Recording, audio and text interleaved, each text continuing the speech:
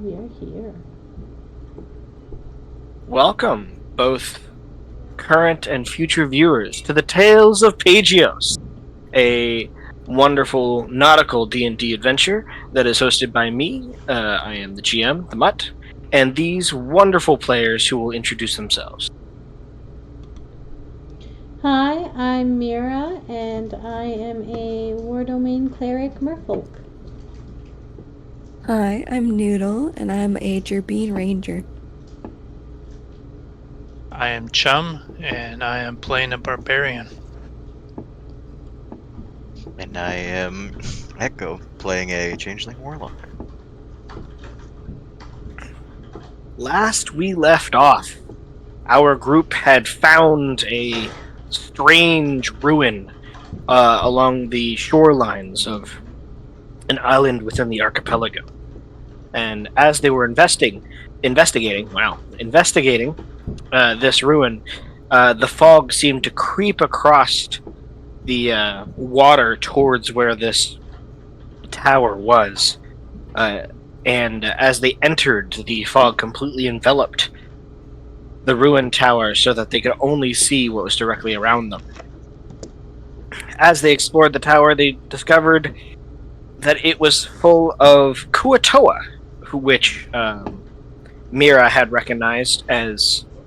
Mira had recognized the creatures as Kuatoa. After a brief battle, due to lack of communication or the inability to communicate, possibly, they're not quite sure, they continued to investigate farther down into the tower and have come across a room filled with skeletons and what seems to be some sort of trap door, as well as a raised dais with a pillar, a column-like pillar,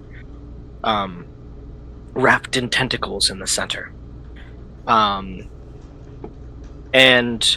as Mira had stepped onto the dais while the rest of the group were investigating other parts of the room, the dais sunk down to the ground just a little bit with an ominous click.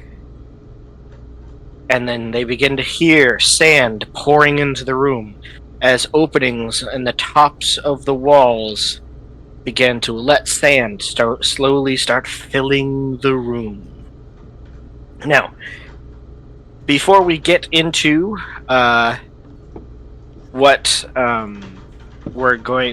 before we get into the nitty-gritty about this, I'm going to go over a description of the room one more time and give you a chance to ask any questions. And then I'm going to start a timer. So, first, description of the room. In the upper left-hand corner of your map is the spiral staircase that is going back up to the room that you battled the Kuatoa in. Along the central pillar of that staircase, there is openings that allow sorts. Speaking is interesting for me today, apparently. That is allowing sand to pour down the stairs, which would make it very difficult for anyone to climb back up them. You have in the lower left portion of the map a big pile of various skeletal remains, some that are completely whole skeletons, many bits of skeletons of all various different types of humanoids, as some non-humanoids, but mostly humanoids within here.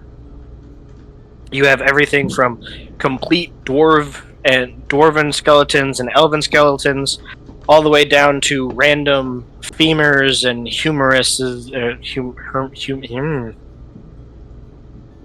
Off to a good start, team. Various random bones of the body and plenty of skulls laying around. You even see in the lowest part of the corner that what looks to be maybe a giant skull of some type. But then in just left of the center of the room, you have the dais where Mira is. The dais itself only goes up a couple feet, but in the center of the dais, there is a pillar-like column of stone that goes to about chest height a little bit lower than chest height on the average human. And the pillar has a bunch of stone tentacles that seems to wrap around it, almost like the tentacles are trying to grab it and drag it underground. You have then directly to the right of that what looks to be a stone trap door, or a stone manhole cover is how I described it previous, that seems to be embedded within the floor, and when Chum was investigating and trying to pull it up, Chum was unable to move it. So, also along the walls of the room, you have various pictographs and images that seem to be trying to tell a story, or perhaps give a telling of a historical event. Possibly, you're not sure which. You haven't really investigated too much, but the walls are surrounded with pictographs. Do you have any questions? Not I. Mm-mm. Okay.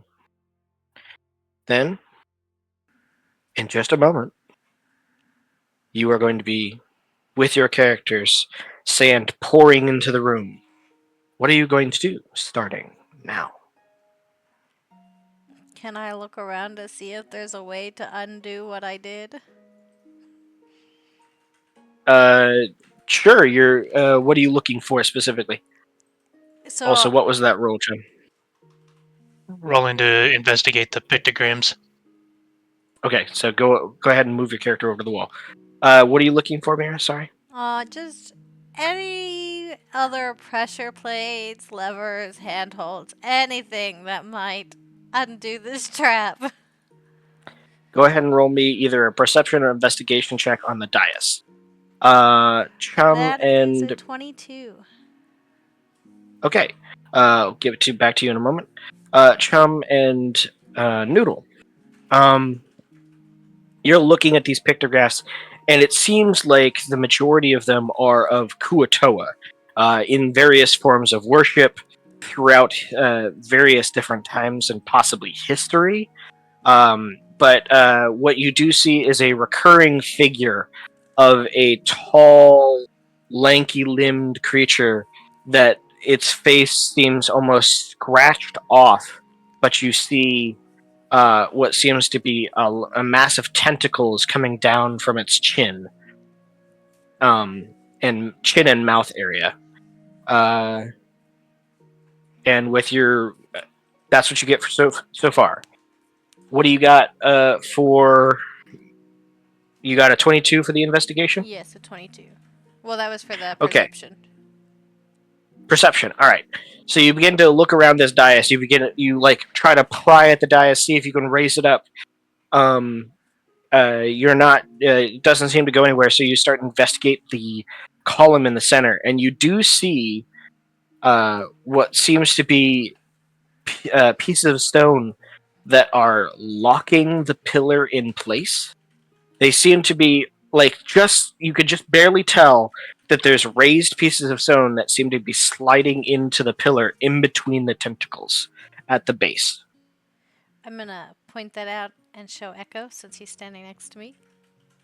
Okay. Around this time, you all begin to notice that your footsteps are beginning to get a little uneasy as the sand is beginning to cover the floor. Lasers The AFK. sand is pouring in. Hey Chum, when you tried to lift this trap door earlier, did it budge at all? Do you think we could lift it together? The door did not move. But I didn't try to lift it, I don't think. I just checked to see if it opened. Well, Those handholds on the pillar, are they grabbable? Or those... So, the pieces of rock or stone or whatever that are wedged into the pillar seem to be coming from underneath the dais. There's little grooves that they seem to be pushing out of and into the pillar. Can I try turning the pillar? rotating it. Go ahead and give me a strength check. Can I help him? So Go for ahead and give me an advantage. Oh, that's a save. Oh, is it? Oh, yep, sure is. There. And you get to do that again. I gave you advantage. 18 it is. Okay. 18. You try and pull and push and twist and all sorts of different things, and even with Mira helping you, you don't see there doesn't seem to be any even wiggle in trying to spin the dais. Can we try pushing them inward into the pillar? So as you begin to push down, now you get a little bit of give as you push down and you come up against those pieces of stone and rock that are embedded into the pillar. It seems like it's possible for this to either come down or come up, or however this sort of style of motion is what you're going for, but is currently being blocked. However, because of the previous investigation check and how you're doing this, I will say you do notice on the top of the pillar, where it's a flat area, that there does seem to be a raised. With a 22, I'll give it to you. It's a raised piece of stone that at first just looks normal, but as you're up close to it and looking at it, it almost looks like a vertebra. The top half of a vertebra. So we need to get one of those skulls possibly and put it on top. But which one? No.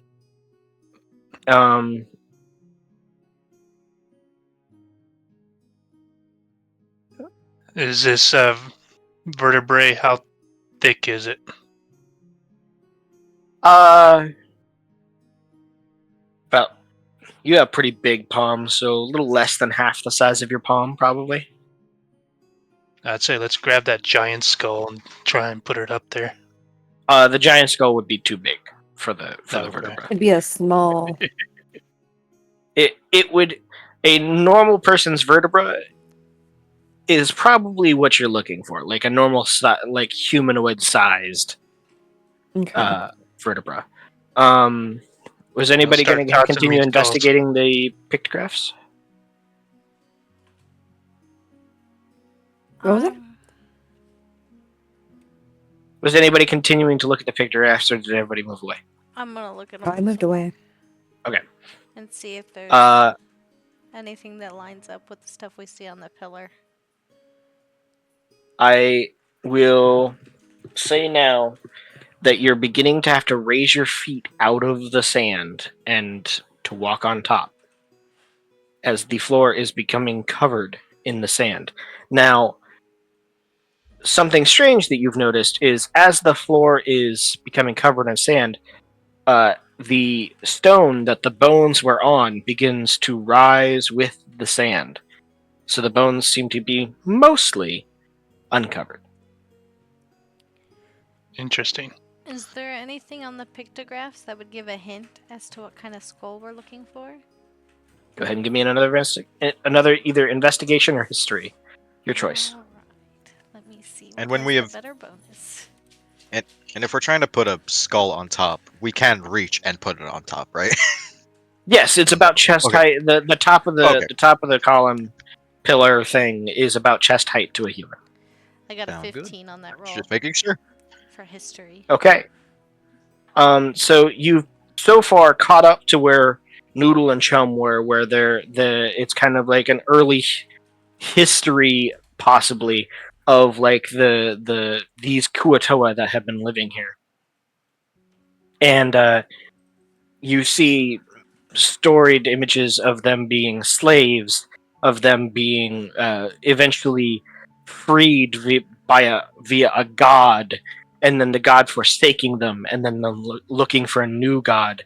And you also see how It's hard to get with a pictogram, but like the Kuatoa themselves seem to be changing as this goes. And you reach to a point where the Kuatoa seem to be surrounding a long-limbed humanoid being with its face scratched off, but has tentacles coming down from the lower half of its face and from its chin, Do any waving of these across its skulls chest. look like they're kind of long? A few, yeah. Toss me one of those. We'll throw it up here. You have what looks to be like a centaur skull, or a horse skull. Well, no, a centaur skull specifically. They're a little bit longer than a normal human skull. You do have a horse skull within here as well, but you have various long muzzled humanoid beings, a kobold, although that skull is pretty small. But yeah, you have various long faced creatures. Toss me that horse skull noodle. All right, and I throw it to him. Okay.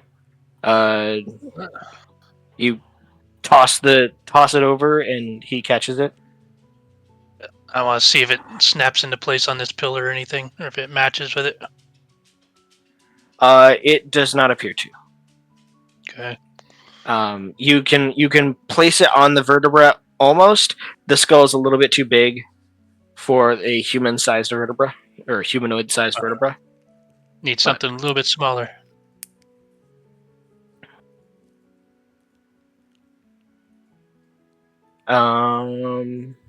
Echo, what you up to?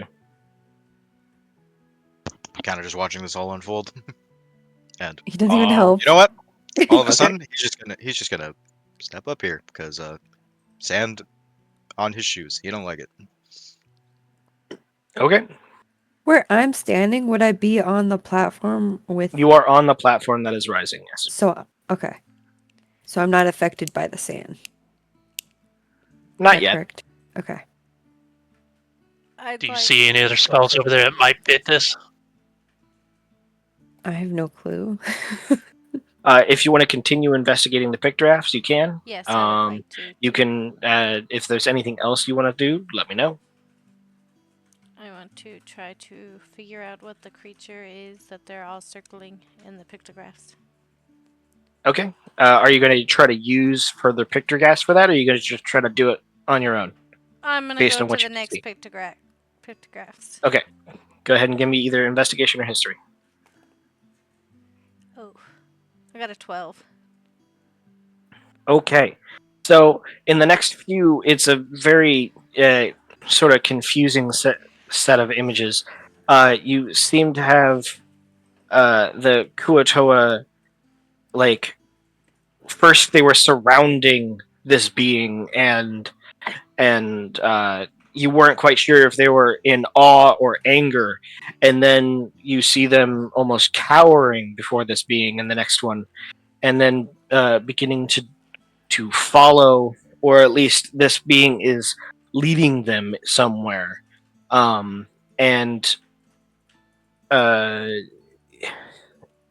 again, it's a cloaked in a long robe, almost like very long limbed humanoid being, but based on not with that roll.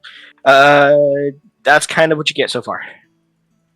You got any elf and- skulls over there you can toss me? Yeah, I think I do. Yes, I did mention that there was a whole elf skeleton in there. You can just pop the skull off if you want. Yep. Um, Just gonna pop it off and throw it to Chum. Okay.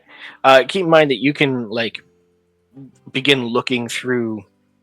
I'll give you checks for looking through the piles of skeletons if you're trying to do something with that pile over there.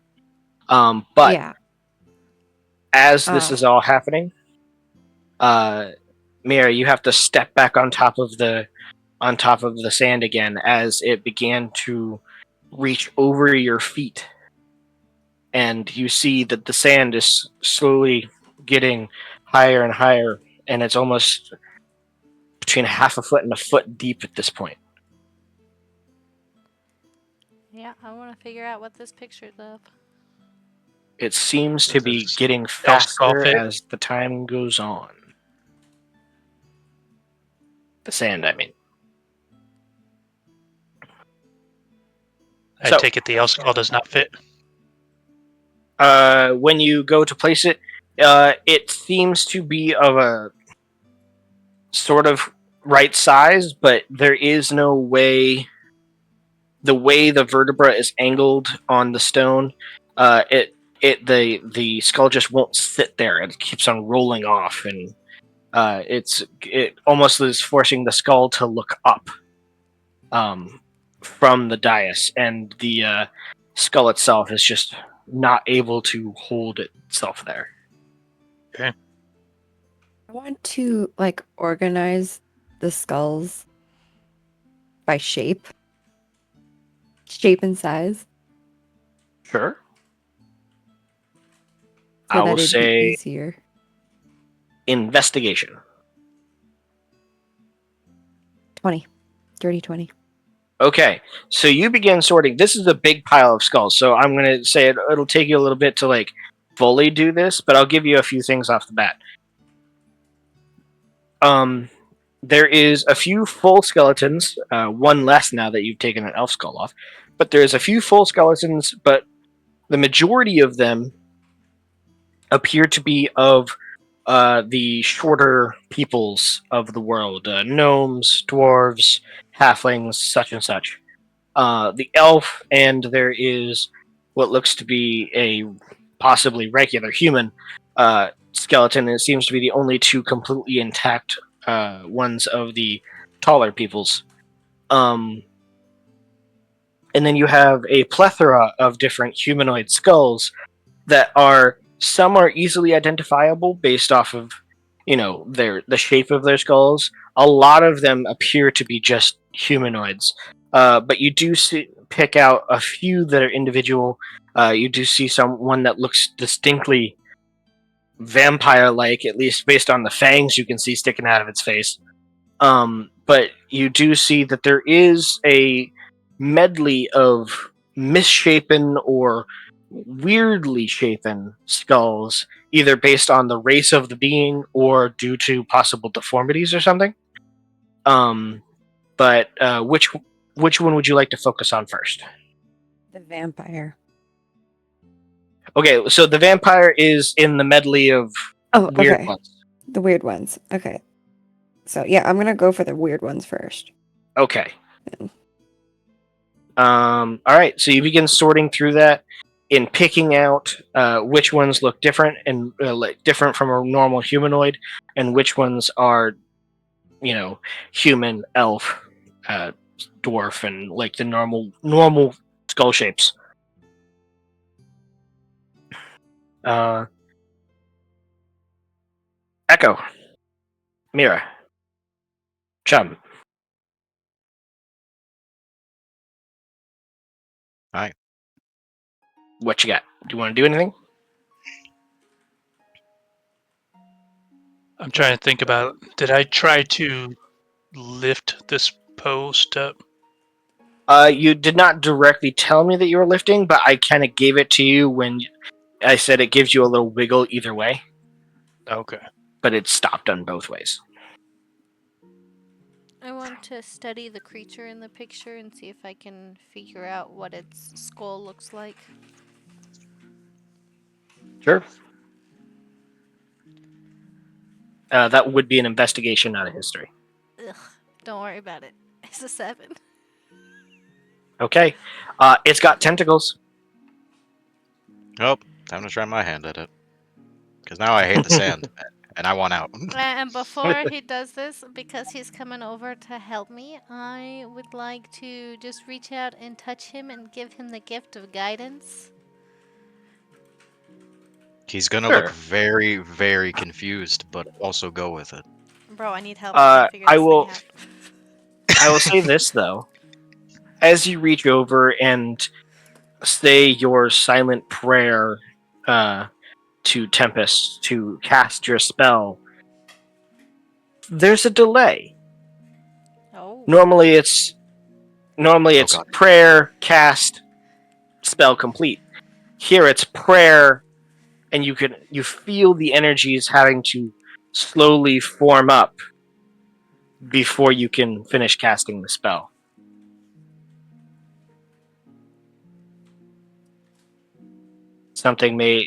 It's almost like the divine energy is struggling It's having a hard time reaching through to the fog. form the spell.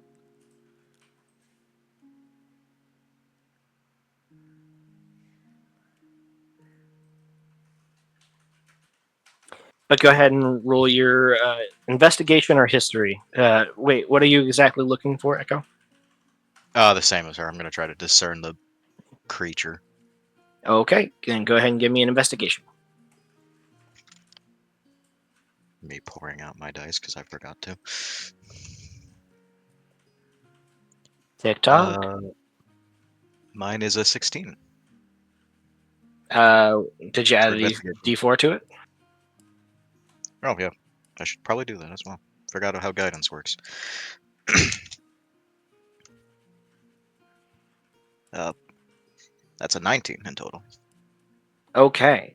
So as you begin to investigate and look at this closer, in each one of these early like pictograph story, the face of this creature seems to be scratched out from the actual pictograph itself. But you do see, based on some that give a side profile and some that give a frontal profile, that the tentacles appear to be just coming from its jaw and chin area, and its head seems to be elongated in the back, and almost like almost bulbous in the back. And you do not see. Let me pause the timer real quick because I have to check something. And I'm not going to punish you for that.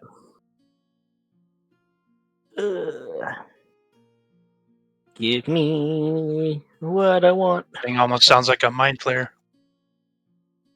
Oh god, imagine.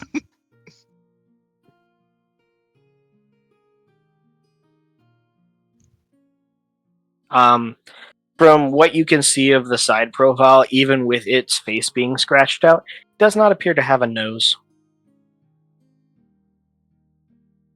The first thing that came to mind was Cthulhu.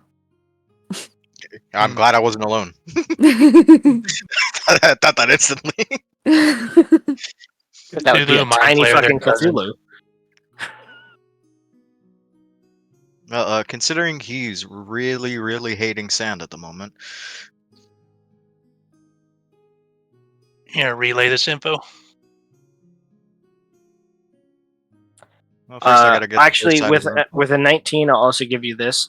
When I say jaw, I mean like the lower part of its face. You have yet to see a mouth on any one of these. That could be due to the scratching. That could just be due to it not having a mouth. Okay, so you misty step over to the skeletons. All right. Now, as you misty step over the skeletons, you almost stumble and fall off as the shelf of rock that the skeletons are continues to rise as the sand is now 1.5 feet deep. Like I said, it's Don't getting get faster crunched and over faster them. and faster. The room itself is still fairly spacious. You have quite a while before the sand will fill up the room entirely. But you do notice, Chum, that the sand has now reached the top section of the dais and is beginning to spill on top. I'm gonna relay my findings to Noodle and try looking through these skulls for a match. Out Okay. of the misshapen ones that I just organized, do I see something that matches that description? There is a couple with bulbous heads. And you You without a have jaw. So as you begin to look through, you see one that's it's almost strange. It has it.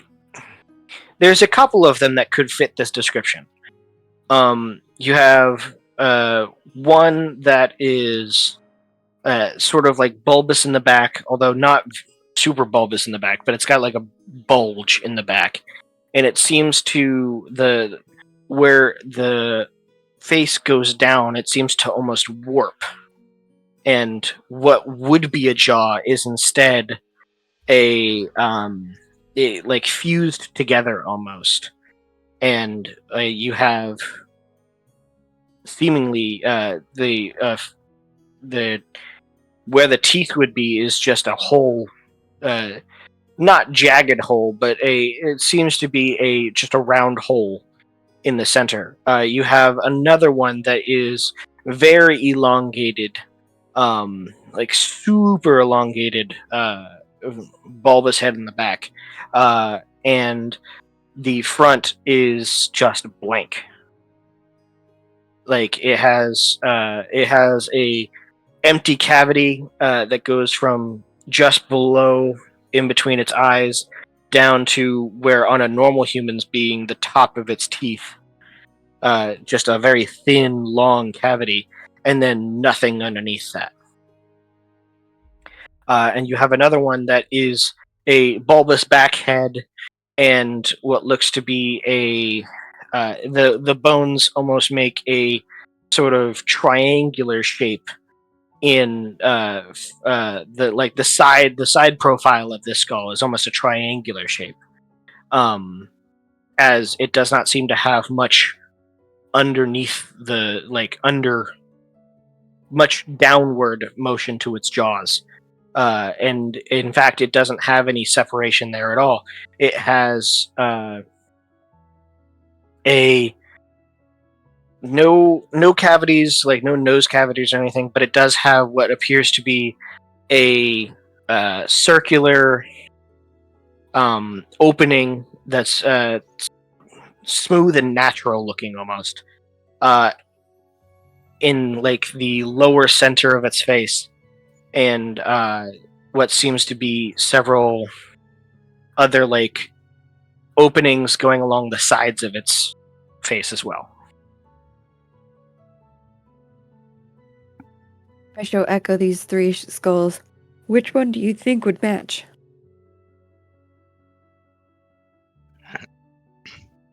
Not a fan of the first one very much. I'm willing to try the third one first. I throw the third one to Chum. Okay. I'm having faith in that arm of hers.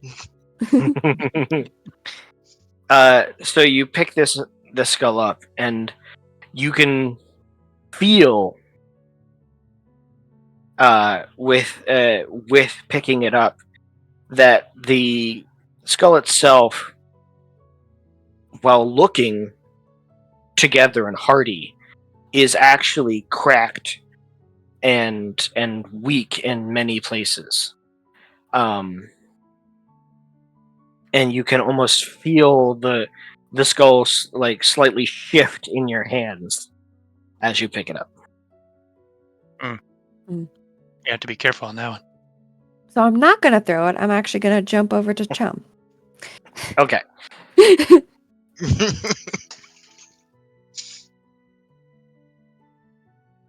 And then I'm gonna give it to him. Okay. So you give the skull to Chum. Chum, I assume you just place it on the... Yeah, try and find a way that it might fit on there. Okay, so as you place it on the vertebra, the bulbous head rests on the back of the column, and it sits there pretty well. And you then begin to hear a whistle as the various holes within the skull start to blow out air, and it makes a sort of ominous, deep noted noise coming from the skull. Almost immediately, though, you do notice the sand slows down and is not filling nearly as quickly. Okay. Can I attempt to shift the pillar now? The sand has not quite covered the base of the pillar, so you can still see those rocks embedded in there. So they're still blocked. Can I try pushing them in or pulling them out? You can try. And I'm gonna help him. What would that be? Strength? Strength or investigation? dex. I'll give you either. Oof. You get advantage because of the help. There You're we welcome. Okay. As you strain to try to push these in, the angle that they're coming up from the dais seems to be making this extremely difficult, especially also since they're embedded into the pillar itself. So there isn't a whole lot for you to grab onto.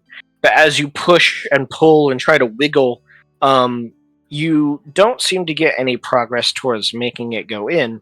But you do certainly feel the stone beneath your hand beginning to flake, and grit seems to be coming off into your fingers as you realize that this is sandstone underneath here.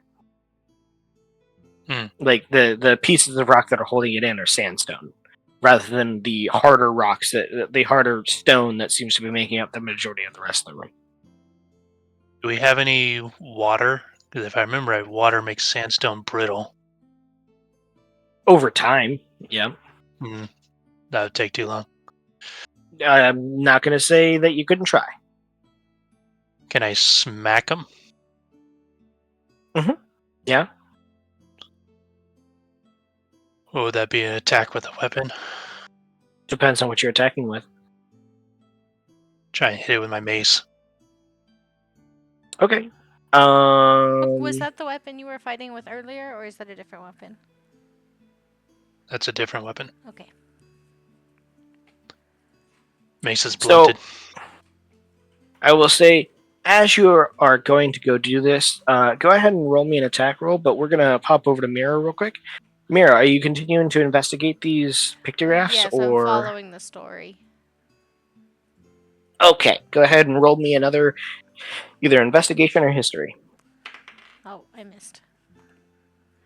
16 plus 21. Okay.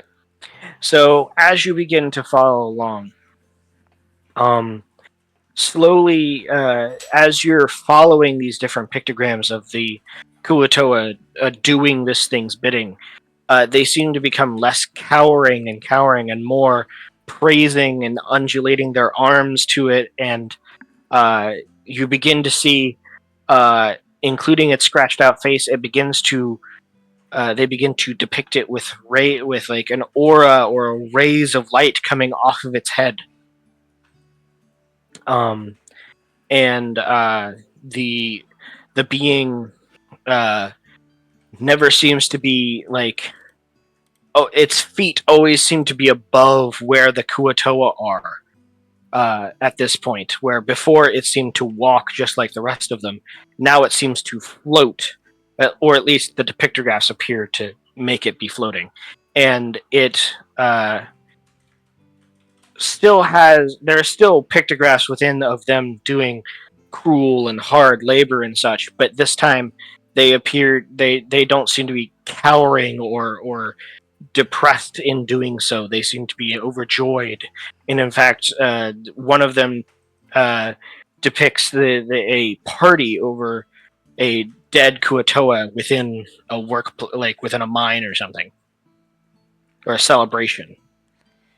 I'd like to come over here and cast light on the skull and see if maybe that has any effect. Sure. So as you're coming to do that, 25 will hit.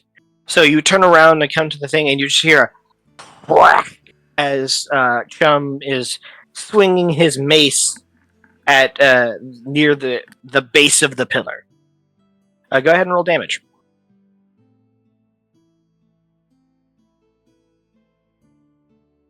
Okay. So you see parts of the piece of sandstone that's kind of jammed in there. It has crumbled away. There is a piece, like near the bottom, that's holding it together. But you also realize that trying to hit that piece with the rounded mace in the corner is going to be more difficult the more you damage it. As Makes the top sense. and easy part of it is being whittled away. Okay. I'm gonna look around the room to see if I see anything made out of sandstone. Okay. You see sand still filling the room. So there's a lot of stuff that's made of sand. But sandstone, it is difficult to see. But with that, now realizing what you rolled, you see on the shelf of stone that the bones are sitting on, that Echo is currently standing on. You see as it's slowly just staying ahead of the sand. You see embedded in the sides seems to be grooves of, instead of this dark rock that the table is made of, a much more light tannish rock that seem to wave and undulate. Although it's hard to tell exactly what they are, due to the sand continuing to like cover them up, and then it rises and then it covers it up again. Okay, I'm gonna step over here and investigate these grooves. Okay, it doesn't take. I'll just give you this one. It doesn't take much as you kind of dig away at the sand that's around the side. You do see what looks to be waving tentacles made of sandstone that are within these grooves.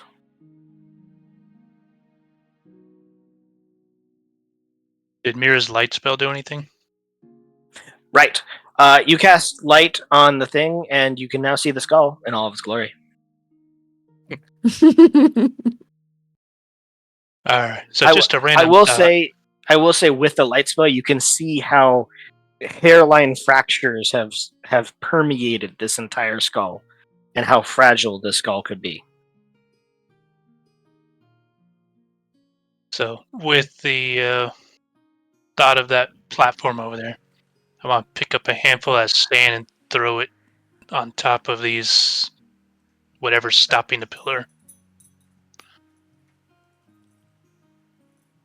Okay. So you throw the sand on top. Yeah. Like where I On was top just of hitting it. on top of on top of where you're hitting it. Okay, so you throw the sand, and it sand, as sand does, begins to embed itself in between all the seams of the different pieces of stone. So this sandstone is different from what we're seeing on that platform. Well, sand and sandstone are different, and Utah stands sand on sandstone. I'm not exactly quite sure where you're going with this. Just seeing if it reacts to the sand like the platform did. Oh, like if it raised up? No. Yeah. It does not do anything like that. Is there anything special about these tentacles? They're within grooves that you can get your fingers into.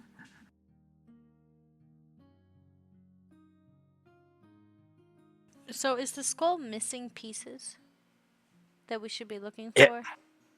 It has holes in it. But in terms of the actual bone pieces and stuff like that, Yeah. not particularly. It seems to be whole, it just seems to be very fragile with a lot of hairline fractures throughout.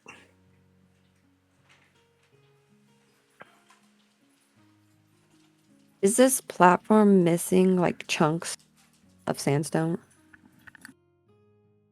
So the platform itself isn't made of sandstone. Oh, It's made of a much darker, harder rock. I thought I mentioned that.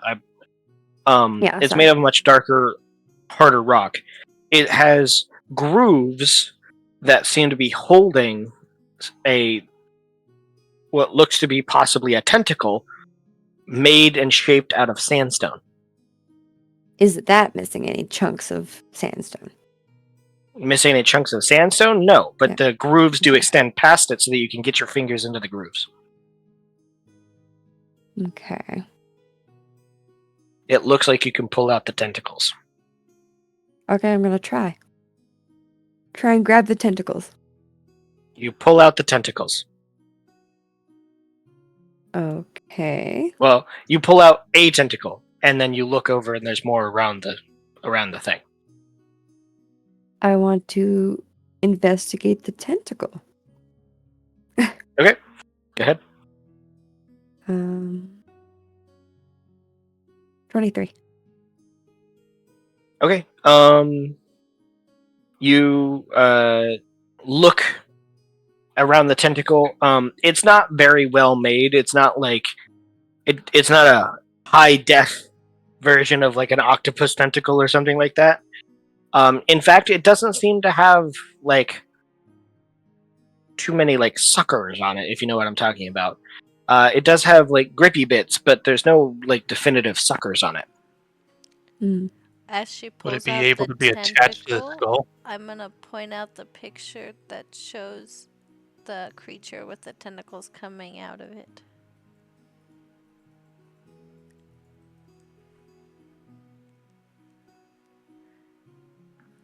Sorry, what was that? As you're looking at the tentacle, I'm gonna point at the picture that shows the skull head creature thing with the tentacles coming out of it. All right. I'm gonna go over here and see if the tentacle matches the pictogram. Yes, they both look tentacly. Okay. Okay, I'll give you this. The tentacle on the pentagram doesn't seem to have suckers on it either, but that could just be because it's not a pentagram, a pictograph. So maybe we attach these to the skull thing, like the picture? I'm gonna try.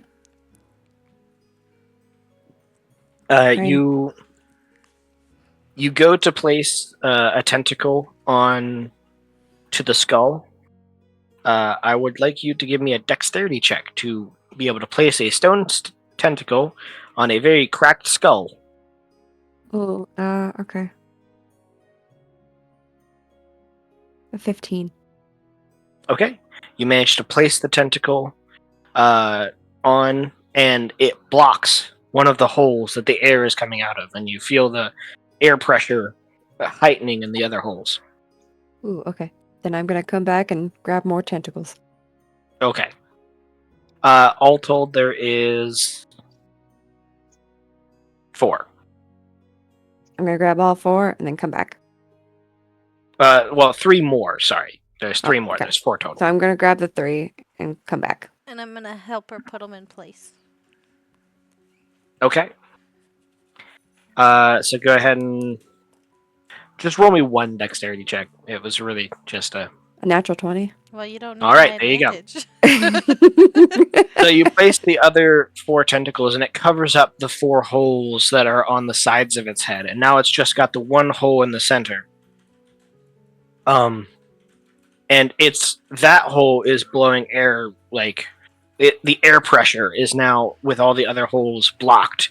All of the air is coming out of this center hole, and it's instead of like this deep, like ominous whistle, it is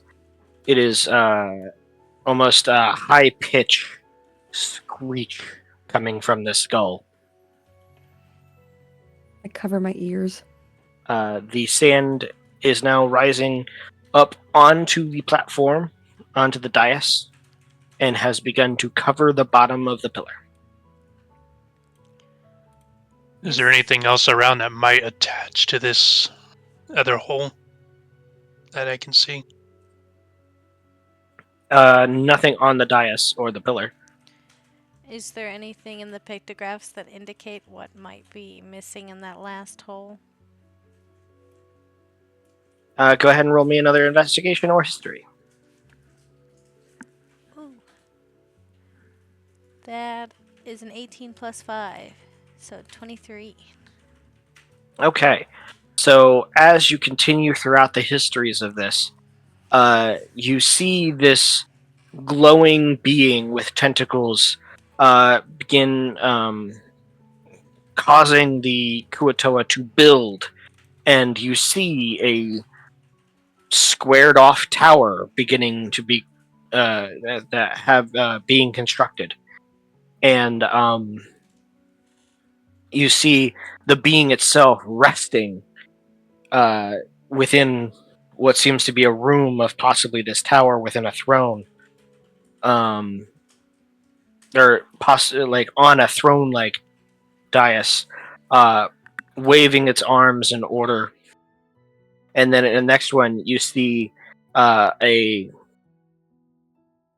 seemingly reverent Kuatoa kneeling before it as it reaches, as it leans over and places its hands and its and the tentacles around from its face onto the Kuatoa's head, and the Kuatoa begins to have rays of light coming off of it.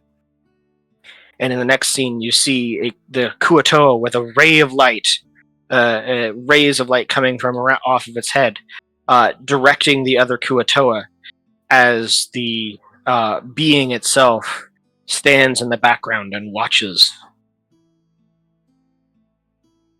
Are there any Kuatoa skulls in that pile? There is. I say let's try putting one of those up against its mouth or whatever this hole is. I'm gonna grab one and throw it at him. Okay. So placing the Kuatoa skull there, the wind pressure from the mouth seems to push the skull to the side slightly, but you could try to hold it and force it there if you wanted. It would I don't be a want strength to check force it. to control your strength and not damage the skull itself. Okay. You manage to kind of hold it there, and there's a brief moment of panic as you think you feel a crack underneath your fingertips, or through the skull underneath your fingertips. But then you hold firm, and you keep it pressed there, and the shrieking stops.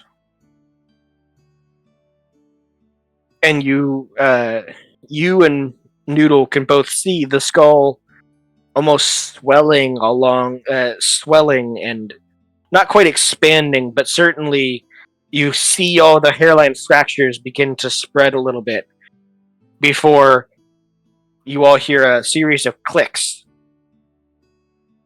and then as you're holding your hand on top of it, you feel a give to the column. It So the sinks down a column little is- bit. Okay. Only a little. Can I try pushing the column down? You use your other hand to push, and it seems like because the sand was at the base and blocking it from moving down, as you push, the column begins to spin, and you see the tentacles acting almost as like grooves to cause the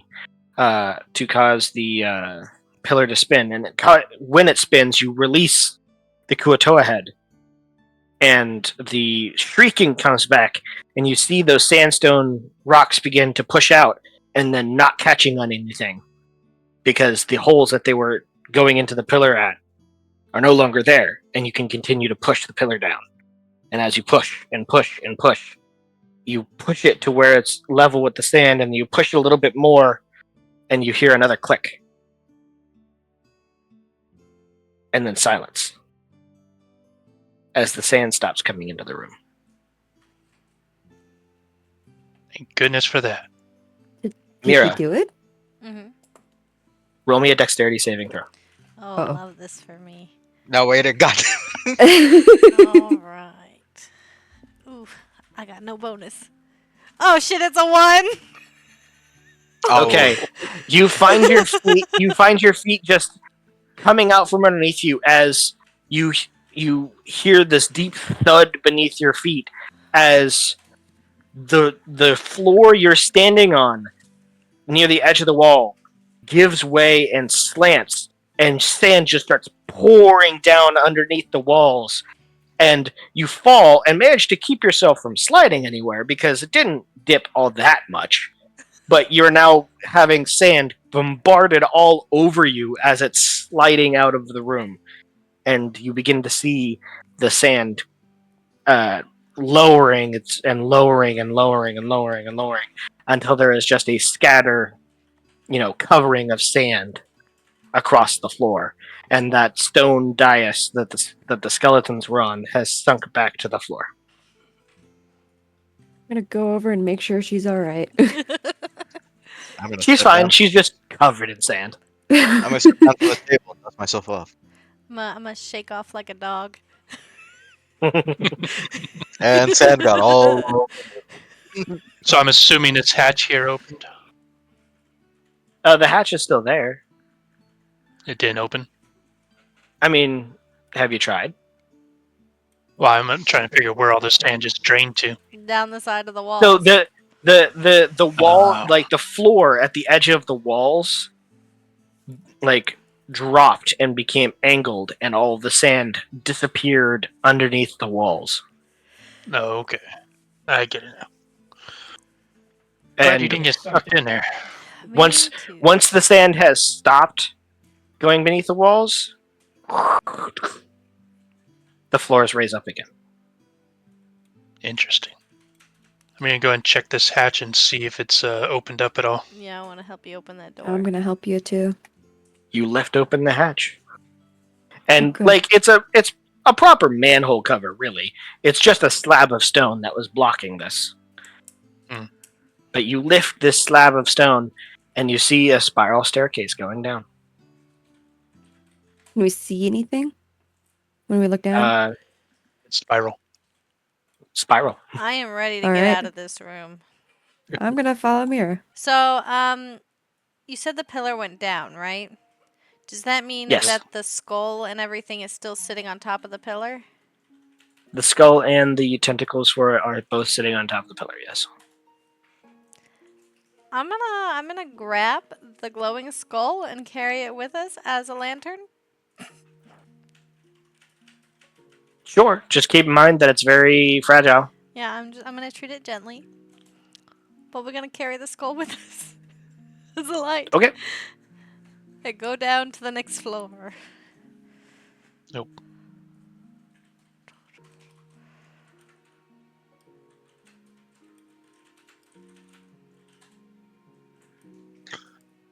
I'm gonna grab a drink real quick. Alrighty. Sorry, give me 1 second. Oh, you're good.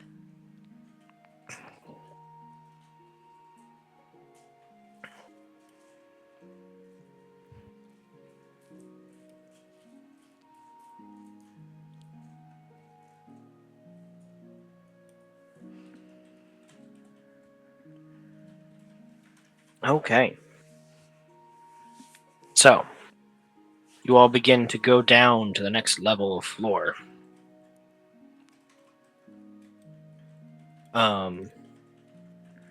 You see, as you come down, you see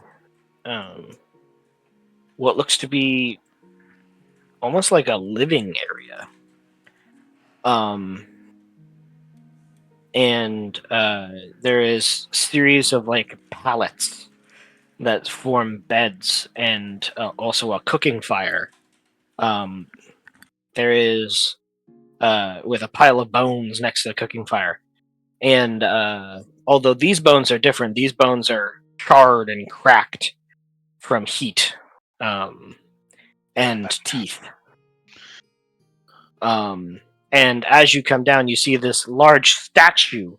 It's rough hewn. It's not like a master's work, but you see a large statue of a long, elongated humanoid with a bulbous head, uh, glaring eyes that you can almost feel following you from no matter where you stand in the room, at least in within its view, and four long tentacles spread out in almost a waving fashion, and in the center of them, a beak.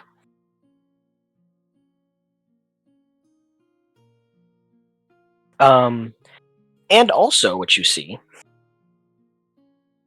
is a group of creatures waking up on these pallets.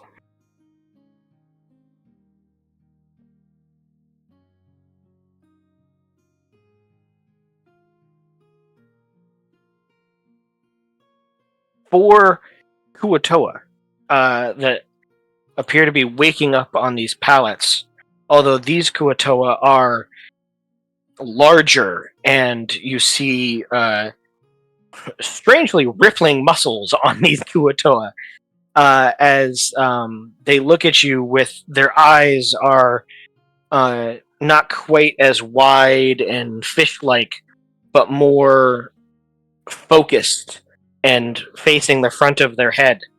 And you see their mouths open and large, sharp teeth kind of emerge from within their mouth as you hear them hiss as they wake up and see you.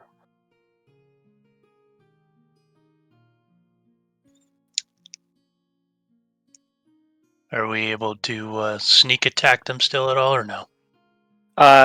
You walking down the stairs seem to have that, and the large commotion that seems to have happened on the floor above seems to have woken them up. Okay. I'm gonna drop the skull I'm carrying and grab my hammer. Okay.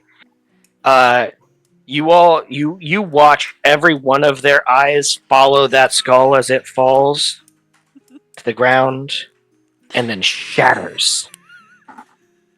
And you hear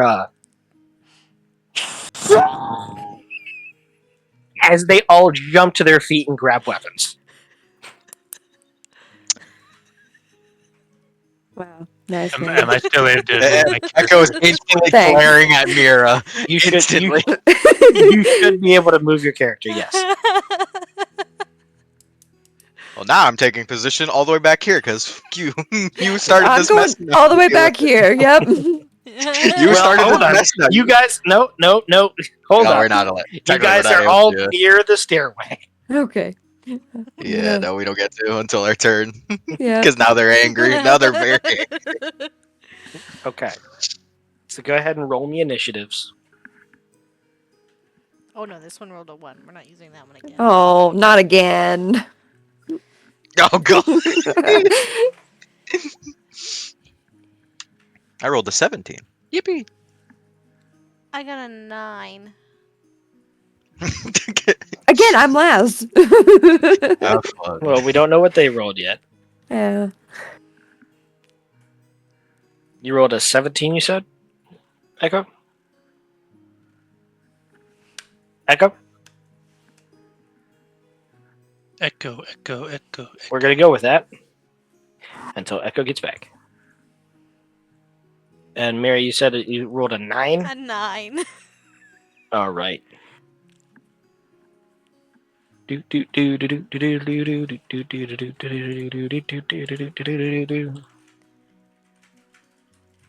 All right, where's the nearest pipe we can jump in? I want to kick these guys' butts. You know what, Noodle? Hmm?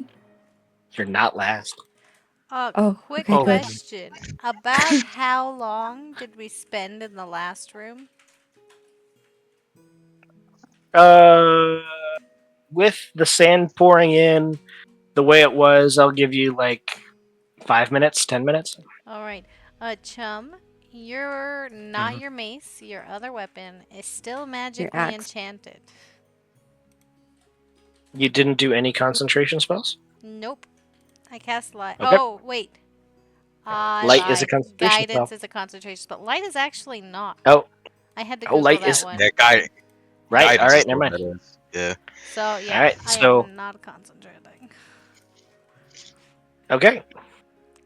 So, Chum, you are first as they all hiss and rage and scream.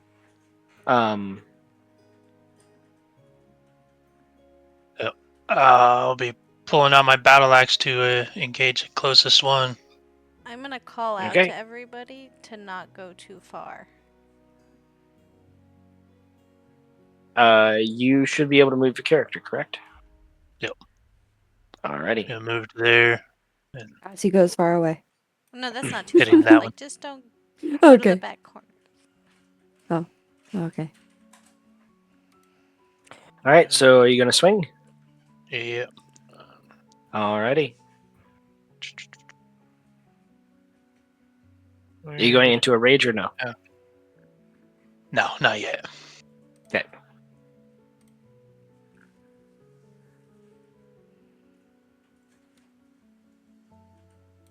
I'm assuming that would hit. Oh, I didn't hear the roll go off. Yes, that hits.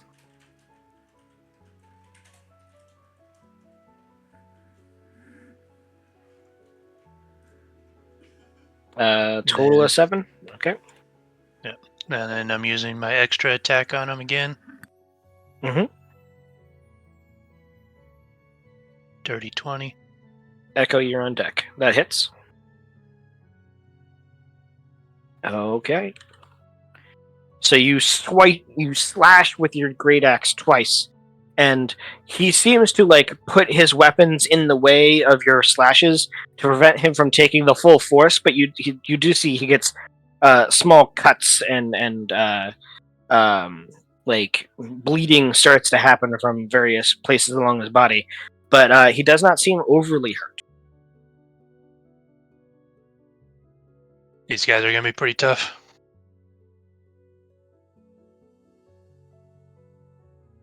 Alright, well, that ends my turn. Okay.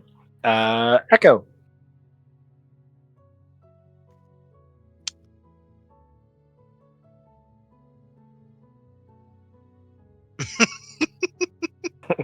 So there is a statue taking up the majority of that space, but yes, you can go there. Oh, okay. I was just about to. I'm gonna go deeper then. But no. Okay. I'll give it to you. Which one is the one Chum attacked? The left or right one to him? The right That one. The one to the right. Okay, cool.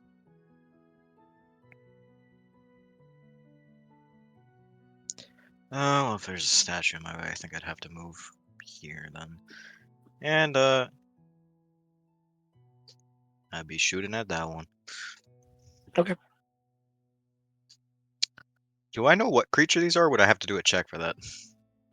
They're Kuatoa, just like the others. Oh, they're just They're just bigger, buff. buffer, and meaner, and better armed.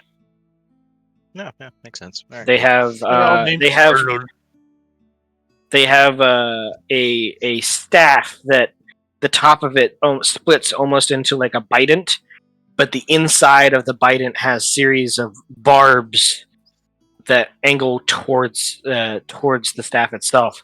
Almost, it looks like if it manages to get that around a piece of your body, that's going to really hurt coming back out or coming the other way. Well, 21 to hit for the first blast and 21 to hit for the second. Yeah, that both hit. Delightful.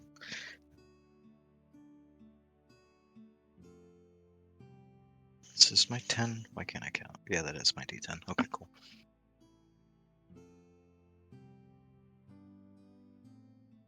The first blast does 11. Next Okay. one does 10. All right, these two bolts of force smash into this Kuatoa as he turns back around, wielding his staff, and you see them pummel his chest, and he stumbles back on, like, almost leaning onto the bed from the blows. But he's still up, and he's very angry at you now.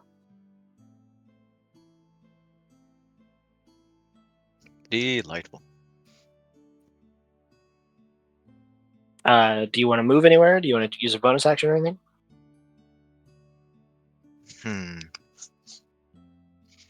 Well, due to me inting myself for roleplay purposes, I don't want to waste resources just yet. Or any more of them, I suppose. So I'm just gonna move right here. Okay. So then it is the creature you just shot's turn. It is going to look over to you, look over at the three of you, all right next to each other. And it is going to use the hand that is not holding its staff to reach forward. And it begins waving its hand and fingers in the air, and you hear its hissing, gurgling voice in a language that you don't understand, speaking words of power. And it's going to cast a spell at you. I All three need of us? all three of you to make charisma saving throws, please. Hey, I got a check mark in charisma. I got a 14. 18. I got an 8. Okay. You two resist. Noodle, Oh no. you are affected by Bane. Oh no! It's okay, I'm gonna fix A it. cult classic. A cult classic. And he is concentrating on that. So What what is Bane Bane? does is whenever you make an attack roll or saving throw, you must roll a d4 and subtract the number that you roll on the d4 from the total rolled. So break his concentration quick. Alright. Alright. The next one to go is going to be this one in the corner here. And he is going to look over at what he accomplished. And he is going to look over to his ally that just cast that spell and also reach forward, gurgling something. And you see a shimmering light appears around the one that's cast the spell as a weird extraplanar energy seems to surround him.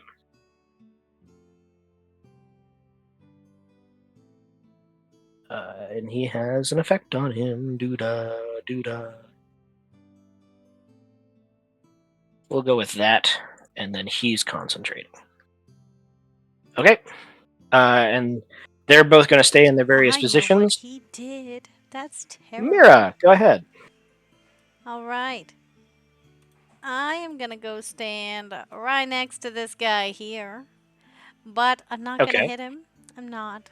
Because I'm gonna cast this, and there's gonna be this big whoosh of holy energy spreading out and hitting all my buddies because they are in range, including Sure. me. So now I am concentrating. And, I don't. Oh, I don't think I have any bonus actions I want to cast. So that's gonna end my turn. And you are also concentrating. Yes. Okay.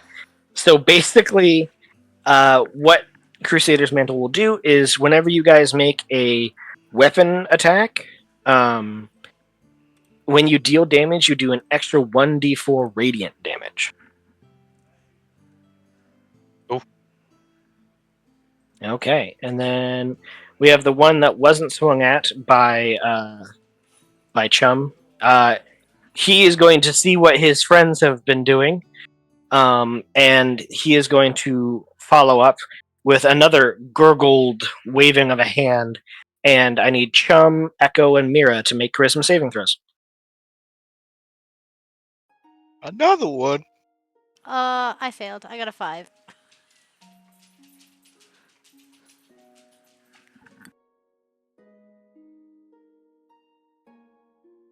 Okay, Chum passed. Echo. Me who just short circuiting 13 plus 8. 13 plus Am I- 8. Yeah, no, you're fine. Okay. And he is concentrating on that spell as well. All right. And that's his turn. So then we go to Noodle. Okay, I'm gonna go after this guy. Sure. A 22 Minus a d4. minus a d4 Mm-hmm. minus 1, so Okay, 21. that hits. And then 8 plus Okay. a d4. Minus a d4 plus a d4. No, the damage rolls does not get minus, Oh, the so bane it's doesn't just do the it to plus. the damage. Ah. No, it's just the to hit roll and to saving throws. So you get an additional 1 holy damage. How does this radiant damage affecting your allies' attacks look, Mira? It's like this. I want it to be like a watery force that just kind of, as like she looses her arrow, it flies along with it. And so when it hits, it also goes into the target she hits with her arrow. I also want to put a hunter's mark on that guy. Sure. So go ahead and roll your extra damage for that. Or is that immediate or is that after? That's immediate. All right. That's immediate, yeah. So in total, 11. Okay. And then I'm Go going to ahead. hit him again. Yep. Oh, an 8. Yeah, that misses. Yeah.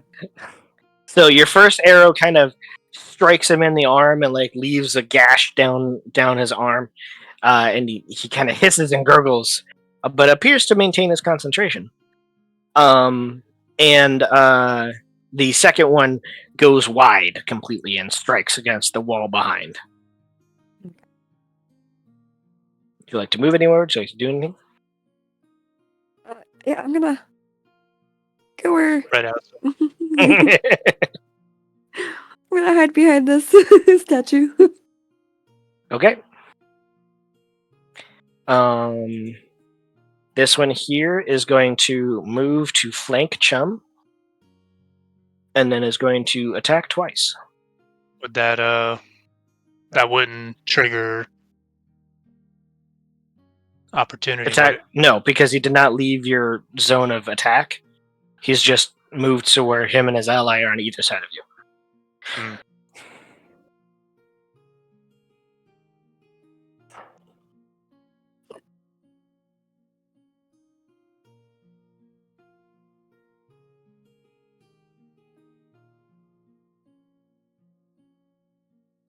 Plus, what's their plus to attack?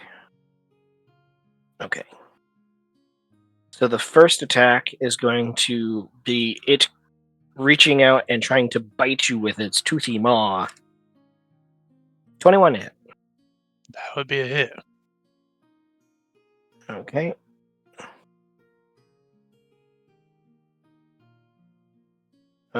It's going to do.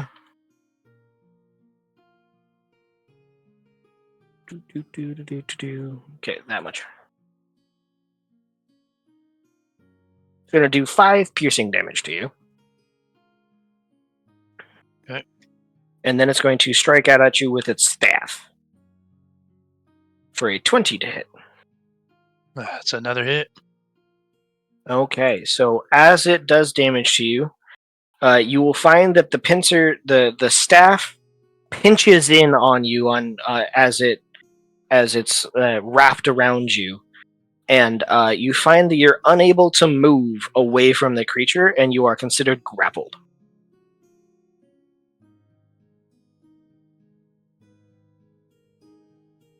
Okay. How How much damage does this thing do? Yep, the damage is 5. Another 5.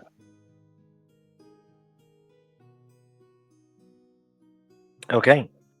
And that's going to be its turn. Yep. So then, Chum, you're up. All right.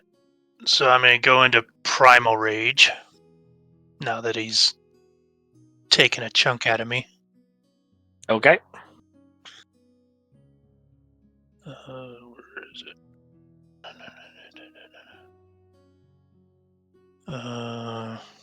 Yeah, it gives me. Trying to remember, does that give me advantage on attack rolls? No, it just gives me resistance.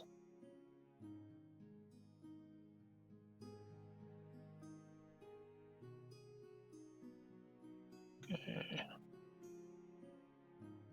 You can go and do a what's it called? The really angry strikes that give you advantage, but then they get advantage back at you. Yeah, the reckless attacks. You can do reckless attacks if you want advantage. Yeah, I'll go reckless on him as well. Okay, so just roll me another one one. of those. Yep. 21 hits. Which one are you swinging at? The one that swinging at Okay, me. go ahead and roll damage. And then Oofda. I believe that's plus. Go ahead and add your d4.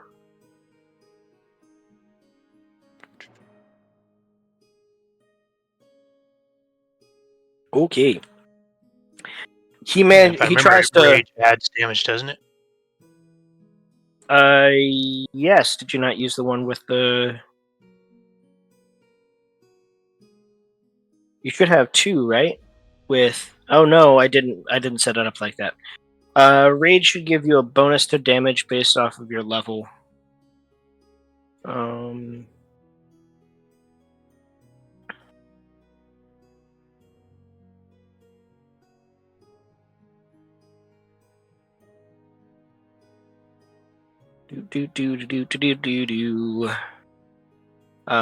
5, you get a bonus of +2. That doesn't change until you hit 9th level. So. Okay. So that's actually 2 more on top of that, so that's 16 total. All right. That strikes cleaves down across his chest, leaving a long gash. He's not looking happy, but he's also still standing, fairly steadily. Using my extra attack on him again. Would that one still be reckless? Yeah, you can. Yeah. If you do one reckless, you should do them all reckless because they all get advantage on you no matter what. Regardless, yeah. At that point. That definitely hits. Then +2. And then a d4. So 13 total. Okay. Okay. So you just laid 2 large gashes, and the holy damage that seems to be following your blade is almost like causing the blade to bite deeper in as you swing. And he is looking rough. He's still standing. Can I use bonus action for a bite? Yes, I remember your rage doing that. We never set up a attack for it though.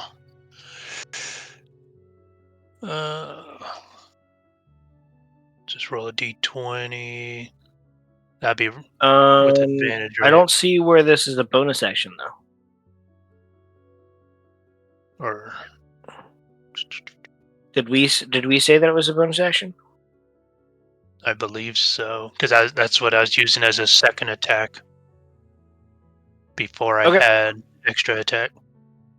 All right, go ahead.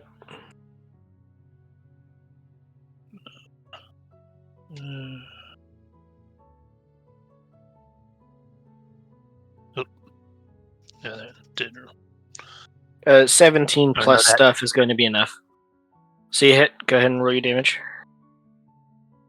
I Trying to will. remember what my damage would be. 1d8 plus stuff. What? That's what it was. 1d8 plus strength. So +3. Also, are you lower than half? I'm at 33. Not quite. Okay, so you don't get to heal. But 10. Go ahead and roll your d4. Yep. So 14. Oh, plus rage 16. Okay. 7. Okay. He went from looking okay to looking like he's barely staying on his feet in one go. He wants to sink his teeth into me. I'll sink mine into him.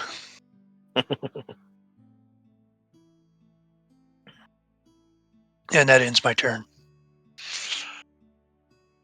Unless you want to Alrighty. move. He can't. I'm grappled. Oh, They're grappled. Yeah. Yep. You could try to. You could use an action to try to get out, but I'll just kill him. fair enough. Echo. So, anyways, I started blasting. Sure. All right. Go ahead. All right. Why do I keep misplacing my d20? There you are. That would be 13. Misses. Second one. 19 plus 8. So yeah, the first one you send you send both of them at the same time, and they both look like they're on line to hit, and one seems to skid off the glowing otherworldly energy of the creature that is surrounding the creature and go off into the wall as the other one hits directly. Go ahead and roll damage for the one. That is a 13. Okay, just 13 because this is not a weapon attack. Yep.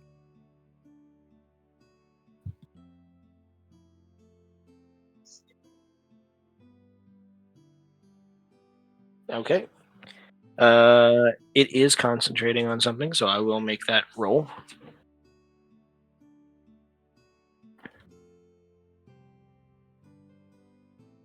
Makes the save. All right. Is there anything else you want to do? That's all I got. Okay. It then goes to the creature's turn. It is going to. It's already concentrating on a spell, so it's just going to attack twice.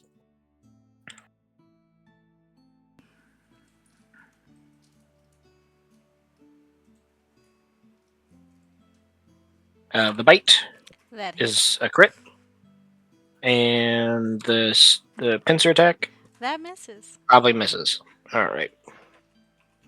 So then the crit. Of course, it crits on the bite.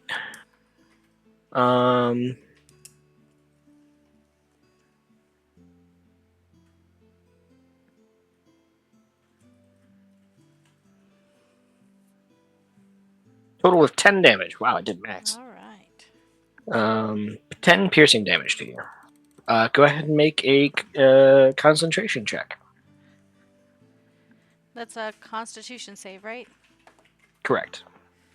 Oh. DC is half of the damage or 10, whichever is higher. So 10 in this case. Oh, nice, because I got a 12. All right, so you managed to maintain your concentration. Actually, this is a saving throw. Minus a d4. Ah, shit. All right. Let's roll this one. -2. So 10. Still makes it, because you just need to meet it. All right. Bane almost got scary there. That's going to be its attacks. It's going to stay there. The creature in the corner it is going to... Let me think here.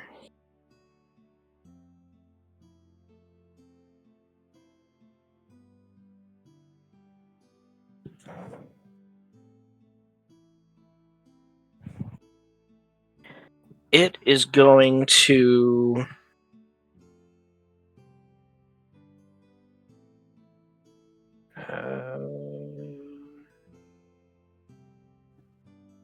yeah. It's going to reach forward with its hand that's not carrying its spear and point at you, Noodle. And it's going to garble in its language, and a white, blinding, burning light appears around you. And I need you to make a dexterity saving throw. 21. Minus a d4.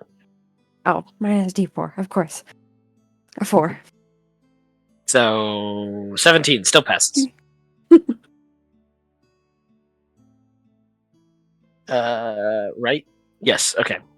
Still passes. All right, and it's going to gnash something between its teeth as you manage to dodge out of the way of the burning light, and that's going to be its. It's going to walk here. Go ahead, Mira. You're up. You know, something seems really bad about being sandwiched between these guys. So I'm going to just move down one, so I'm still in range, but I'm not being sandwiched. And I am going to smack to hit the guy that one.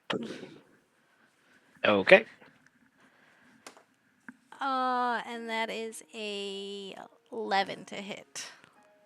But That does I'm not gonna hit. add my channel divinity and add a plus 10 to my roll.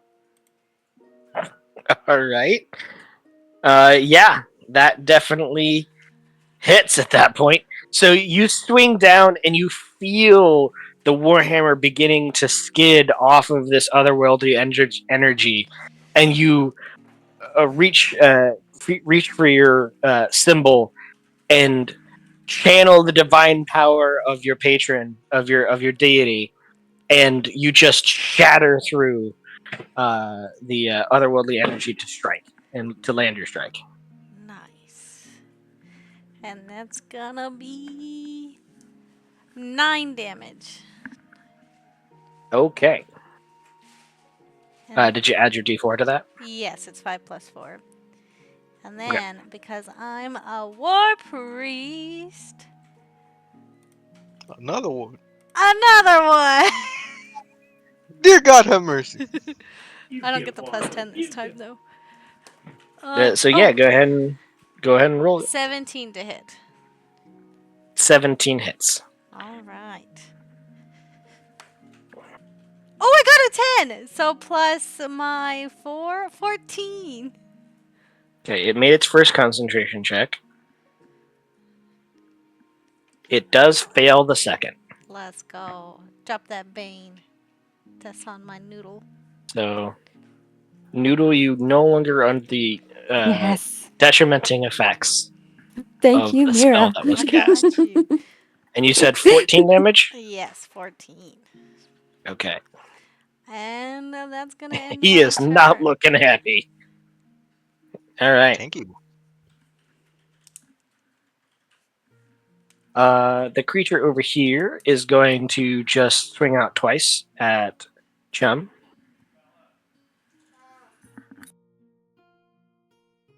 The bite. 17 to hit. Chum.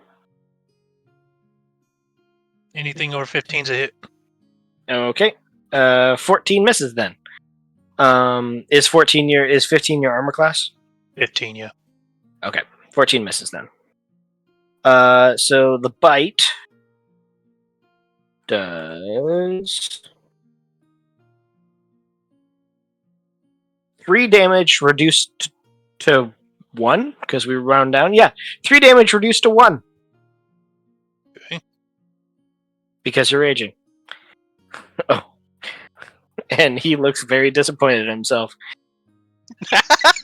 I just like the image of he just looks down for a second and he's like, "Oh." I scratched him. Noodle, go ahead. You're up. I do not like where Mira's at, but I am going to go with this guy. Sure. A 9. That misses. Okay, I'm going to try and shoot him again. A 21. That one hits. A 6. 6 damage total. Mm-hmm. Alrighty. Wait, Ooh, she's you still did. concentrating, right? Who? Mira. Yes. The +4.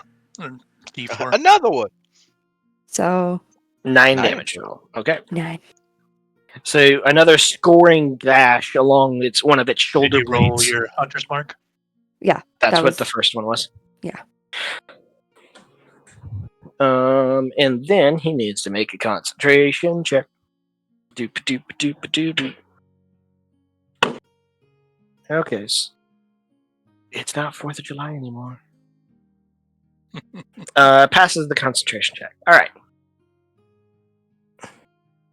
Is there anything else you want to do in your turn? That's all. Okay. So then we have the other one that's on the other side of Chum. He's also going to attack.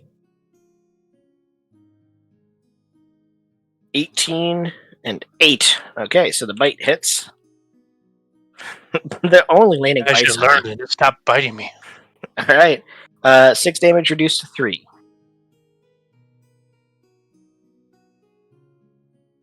Alrighty.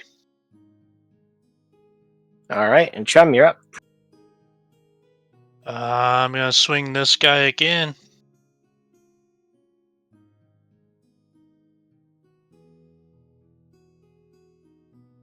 With reckless. 15 hits. Okay.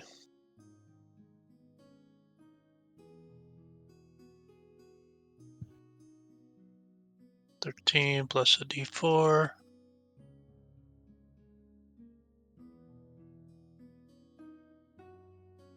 Do I need to swing again? 14 damage. Let me check here.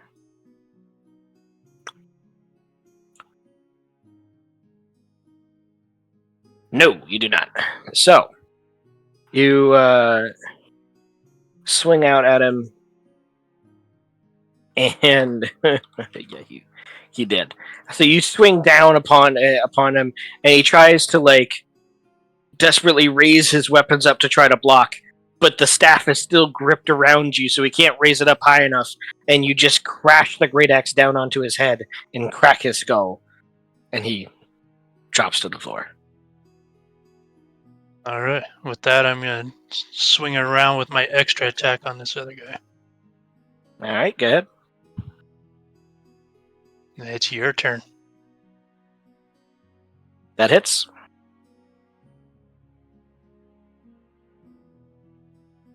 Plus a d4. Plus 2 from your raging, so 10 total. Okay.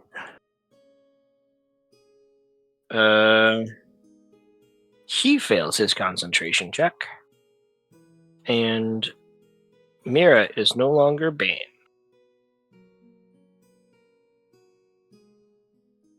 Alright. You did kill something, and Great Yep. Weapon Master. So I'm gonna use that attack as well on him. Okay, so you're going to use your bonus action for your Great Axe rather than your bite. Yeah, because I'm not under half yet. Alrighty, go ahead. That does it.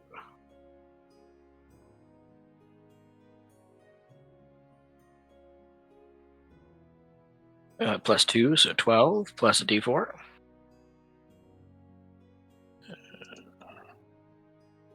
So 15 damage. Alright, so 2 mighty swings, leaving 2 long gashes that are just dripping in blood, and you see the blood streaming down him as he's hurt. He's not really hurt, but that definitely stung a bit. Awesome. How do I end my All turn? right. Echo. Yeah. One for you. And one for you. Alrighty. Go ahead and roll me on the left one first.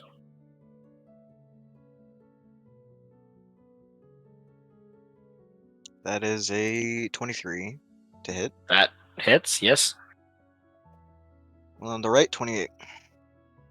Yep, they both hit. And that is a nat 20. Okay, so you crit on the second one. Yep.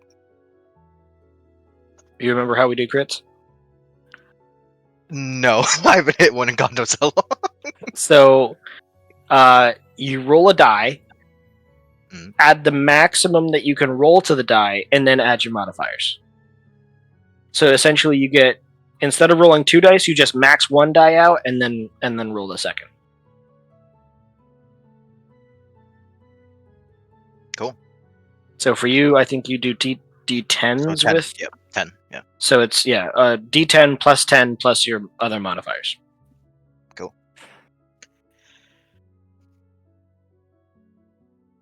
For just one of those strike? For the crit holy. For the crit, yeah. That's a lot. Mm-hmm. It's a crit. This is the greatest combat I've ever had. I rolled a 10. Okay. So what's that, 25? Yeah. Alright. Ow. He ain't feeling so good. You beamed this creature in the side of the head so hard that you nearly knocked it off its feet. It's still standing. It's not happy. It needs to make a concentration check. And the DC is half a 25. We round down, so 12. Oh, well, okay, it's saved. That's okay. I'm happy. And I'm gonna roll for the other guy now, because Yep, go ahead and roll the damage on that one. that is an 8 in total. Okie dokie. He's still standing, I think. I'm assuming all of Mira's bonus damage is only to actual physical attacks. It's Yeah. only to weapon attacks, yes. Making sure. Okay. He's still standing. Technically. he's real hurt. But he's a fanatic, so he doesn't care. And he's going to move into a flanking position. Tried so hard to escape this.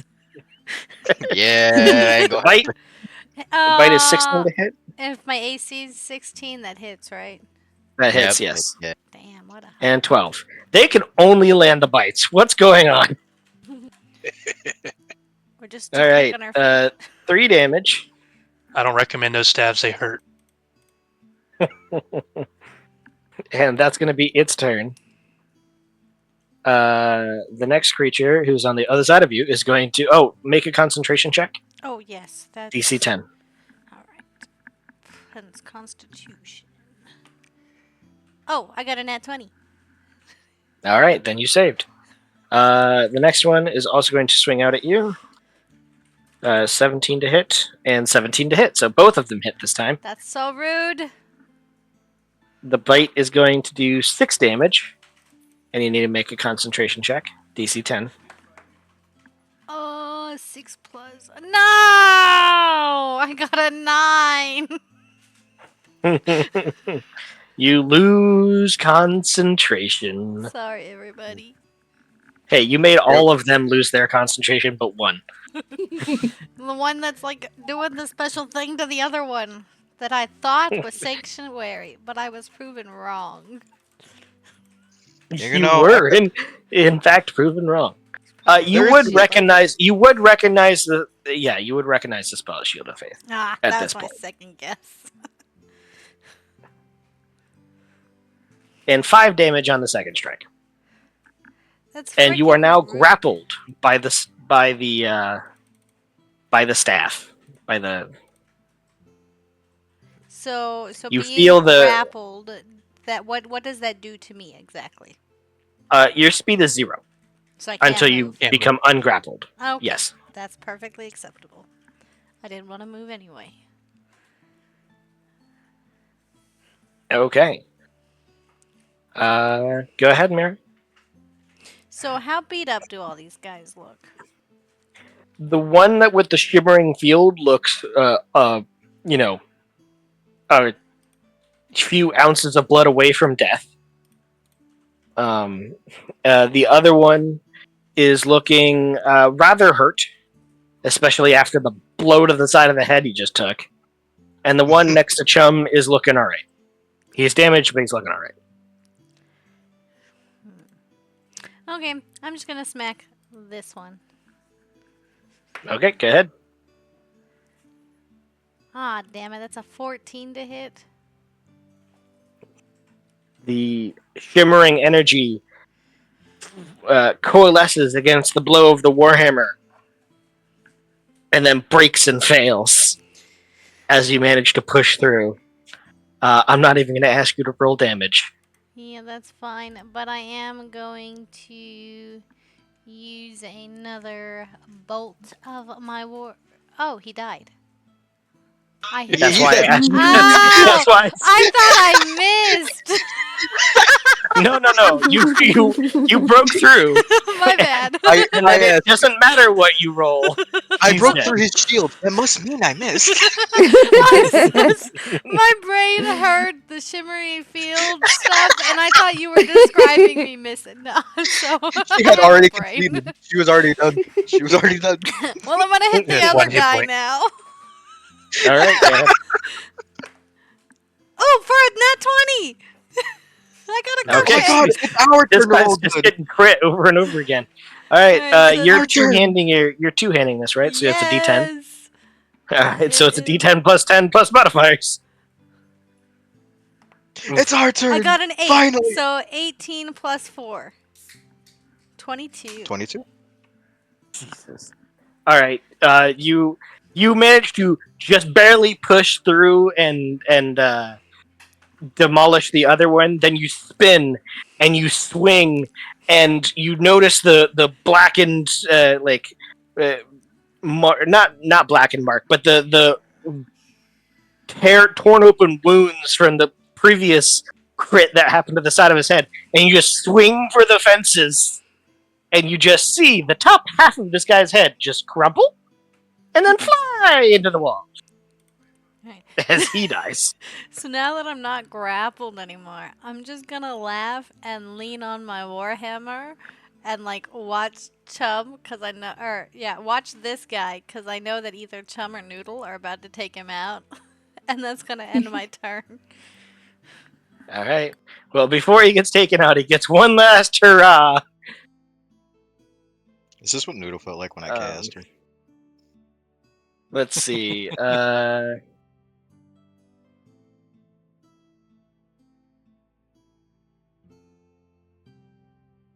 He is going to the attacking was not working with flanking. He doesn't think it's gonna. Well, he does get advantage. You've left yourself open for attacks. Yeah. He's not dumb, but he's not smart enough to not take advantage of that. So he's going to swing out at Chum. 14 to hit and 18 to hit. So the staff hits this time. Yep. And does, god damn it, 1 damage. And you're grappled. Yay. Alrighty. All right. Noodle, you're up. 26 Yeah, that's the fucking hits. and a 6. Are you moving your bonus? Yes, Hunter's I mark over? am. 2, so that's 8. Okay. And your second attack? 23. Goodness gracious. Yes, that hits. 12. So 14. All right. He's looking rough. He's still standing, but he's looking rough. That one's dead. Chum. I am going reckless on him. Okay. Advantage is 14. That hits. 4 plus 2 is 6. So, and you don't get the bonus anymore, so just the 6. Okay, go ahead. Extra attack. That hits as well. 11 plus 2 is 13. And how do you want to kill him? Just slicing them up. Just whoosh, whoosh, whoosh. Yep. And you just see parts just start falling off of him. And eventually he just flops over to the ground in multiple pieces.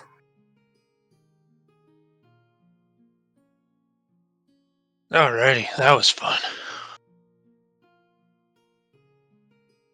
These guys are a lot bigger than those ones upstairs.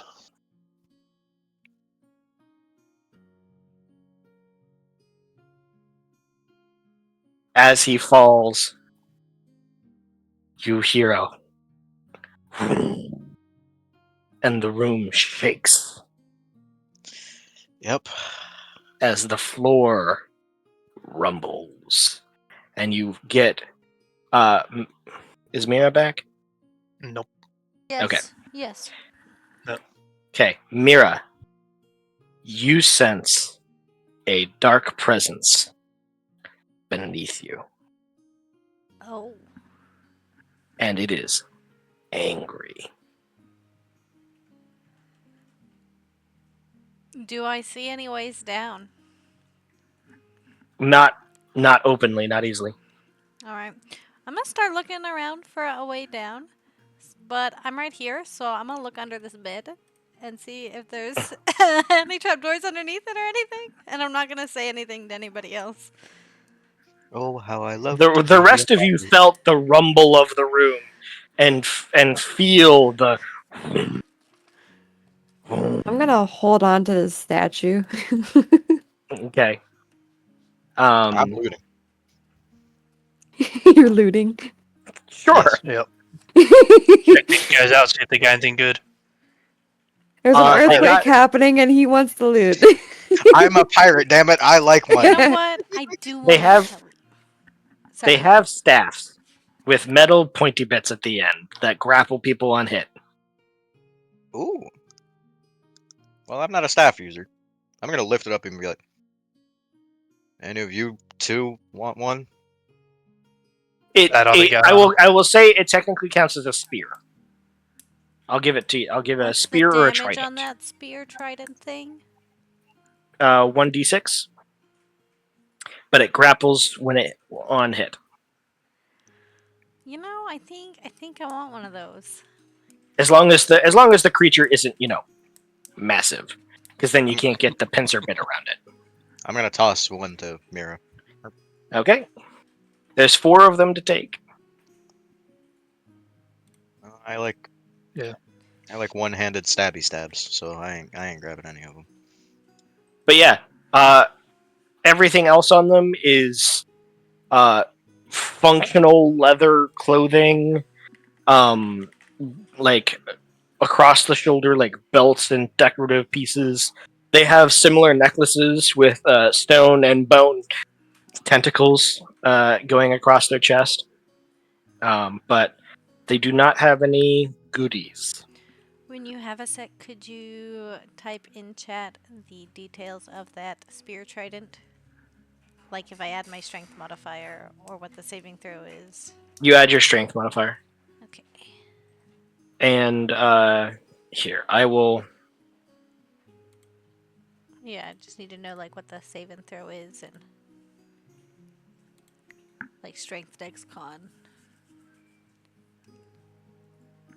It's It's a grapple effect, so they can choose either strength or dex.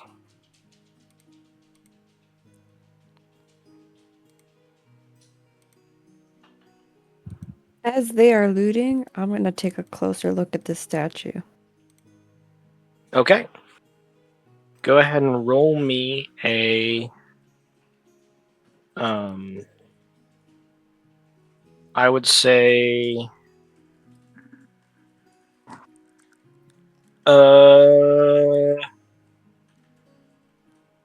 Intelligence... Specifically... History? Yeah, history. Okay. Whoa. 10.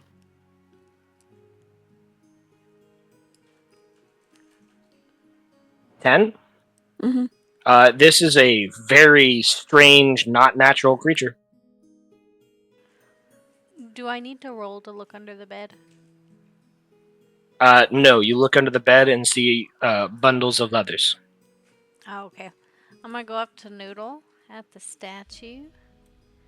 So, you know that rumbly thing? Mm-hmm. Yeah, it definitely belongs to something. Like the place didn't just rumble. Like something made it rumble. You think this thing made it rumble? Potentially. And I point to the creature. Oh, let me look at that thing. Sure. I sent you some of the details on it. Oh, you're fast. Replace the +2 with whatever your strength modifier is. The rest should be the same. Awesome. And then I'm gonna roll investigation on the statue or history on the statue. History, yeah. Yep. Go ahead. Yeah, I don't know shit. I got a 1. Okay. Is there anything that you, Echo or Chum, want to be doing now that they finished looting the bodies? Air quotes. Yeah, I'm gonna go check out this piles over here. Okay, roll me either perception or investigation, your choice. I'm gonna be watching these two and whatever they do. Okay. Accidentally rolled that with advantage. Oh yeah, go ahead and re-roll that. Well, I'll just take the first one actually. That's fine. You with that, yeah, it's not very well hidden. You see that big skull in the corner? It's another like troll skull or giant skull or something, but you see something underneath it. Let me go check that out. You move the skull, and there is a like rope ladder going down a hole deeper into the tower. I signal over to them about it. There's a hole over here with the rope. We want to go down there.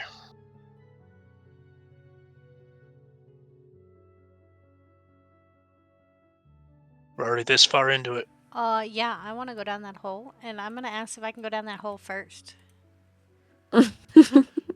Ladies first. Echo, you joining them? Yeah. Okay. Real quick, you said the healing potions we bought were 2d4 plus 2? Correct. I want to drink one of those. Sure. I should do the same. Here, hold on. Chum, I will touch you. Yeah, I'll wait a goddamn minute. Wow.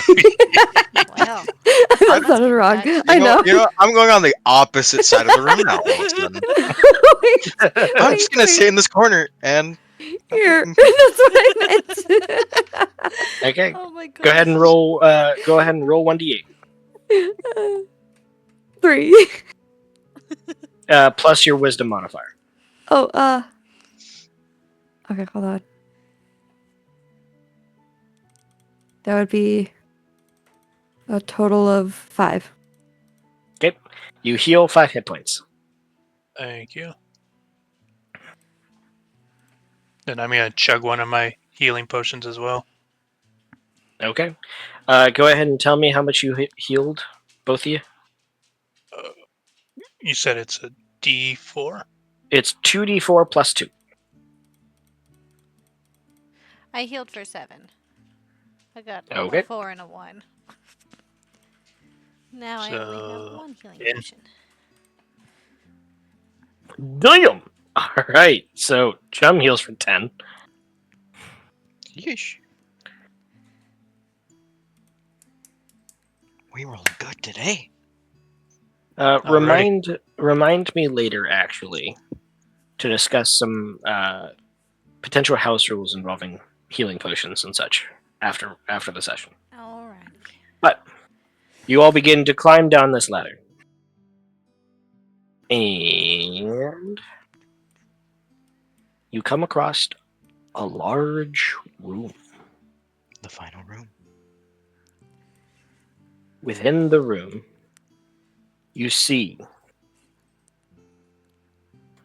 to the wall to your left, that oval shape is a fountain that is pouring down water into the fountain beneath. You see pools of water along each side of the room. That's what the two large rectangles with waves in them are. And in the center, you see another raised dais, although this one's square, with a brazier, with a large enough fire in it to light up the whole room. And at the far side, you see piles of gold and jewels and other such things piled into the corners. And and in the center, you see an altar. And standing in front of the altar is another Kuatoa. But this one is large as the previous, but instead of looking muscly and built, it's older. It's got and instead of staring at you with its forward-facing eyes, it still has forward-facing eyes, but it's not staring at you in fierceness and hate. It's staring at you with a knowing look. It knows that you've come down here through all of its allies. It knows what you're capable of, and it stands here ready to face you. You see, it actually is growing small tentacles off of the bottom of its chin, and they're just dangling down underneath its face. It has a large necklace of the largest, pure bone tentacles that you've seen so far on any of these creatures, that go down. The tentacles reach down to its stomach, and it has, in one hand, it has a large scepter that it holds with authority, and it looks, and it kind of gurgles, as it's staring. In the pictures above, it showed a Kuatoa, kind of like that dude, that had been bestowed some power by his god. So I think this guy might be a little tougher than we're expecting. I'm still ready to kick his butt, though. I'm assuming the guys that were on the floor above us, their necklace was slightly bigger than the ones above them. They had more bone tentacles on their necklaces. I wonder if those necklaces empower them somehow.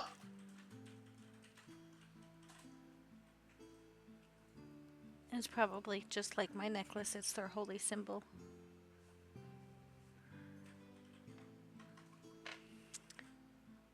I'm gonna go Alrighty, well, to fight the dude. Are we going in? yep. I mean, yeah, but I'm staying here. Yeah. So as you all begin to move forward, it raises the scepter in the air, and understanding that a combat's about to begin, we're going to roll initiative. Yay! Hey, you got a high Oh, number this shit. time. Yay! Middle of the road. And I What got did a you get, 9 Mira? again.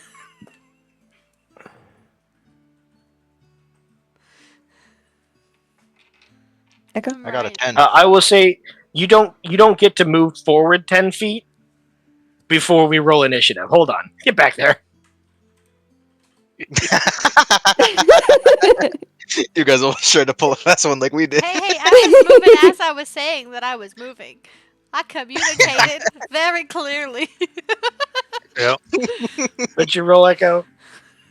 A 10. Okay. Chum and Echo, who has the higher dexterity? Instinctively, I was about to say me, but I'm like, wait, that ain't me anymore. I'm at 14. Um, I'm also 14. Who Rock, wants paper, to go first?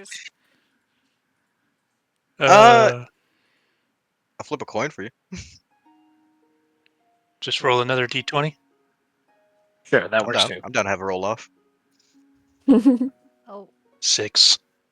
16. All right, You so really had to 10 Echo up will him. go. I really had to do him like that. All good.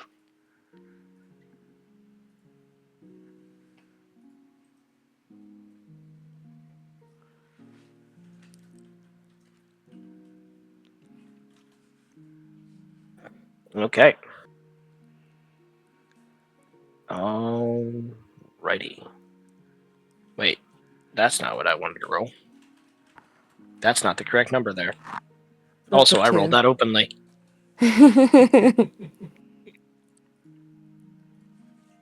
So that would Oh, have been okay.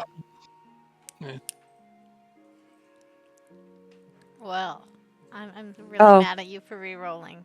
Yeah, why didn't you just stick with your old one? Darn. Two. Because 1, I rolled it openly. 2, I rolled the wrong number. Or I It's rolled the just wrong a hit. additive.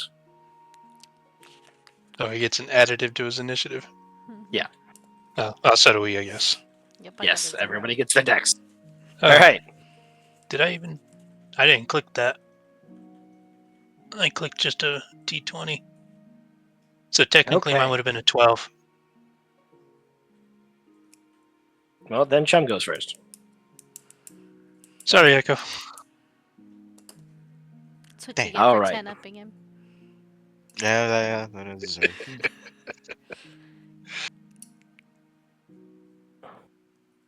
Yep. Alright. He is going to. Oh, goodness. This is going to be interesting. I need to keep track of spell slots. Do.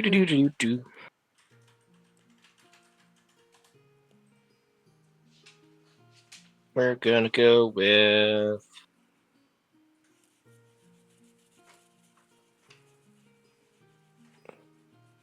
Give me this. Give me this. Give me that.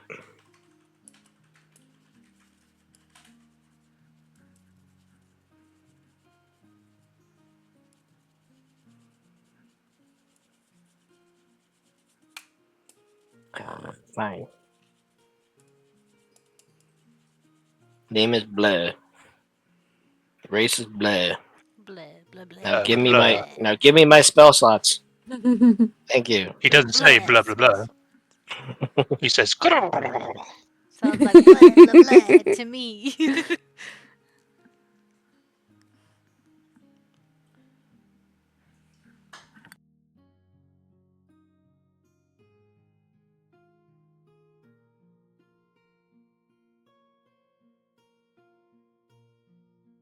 Okay, give me 1 second. Well, I didn't realize how many. I didn't pay attention to how many spell slots this guy had. So now I have to keep track of them. Oh God. Can we take a quick break? Oh yeah, sorry. I'm so sorry. Yeah. Thank you. Let's take Almost at the end. let's take a Almost at, 10 to 15 minute break. almost at the end of the Gives you time to session. get your spell slot. Thank you for watching, both current and future viewers. We're gonna take a 10 to 15 minute break because we ran long before taking our break. My apologies. So we will be back.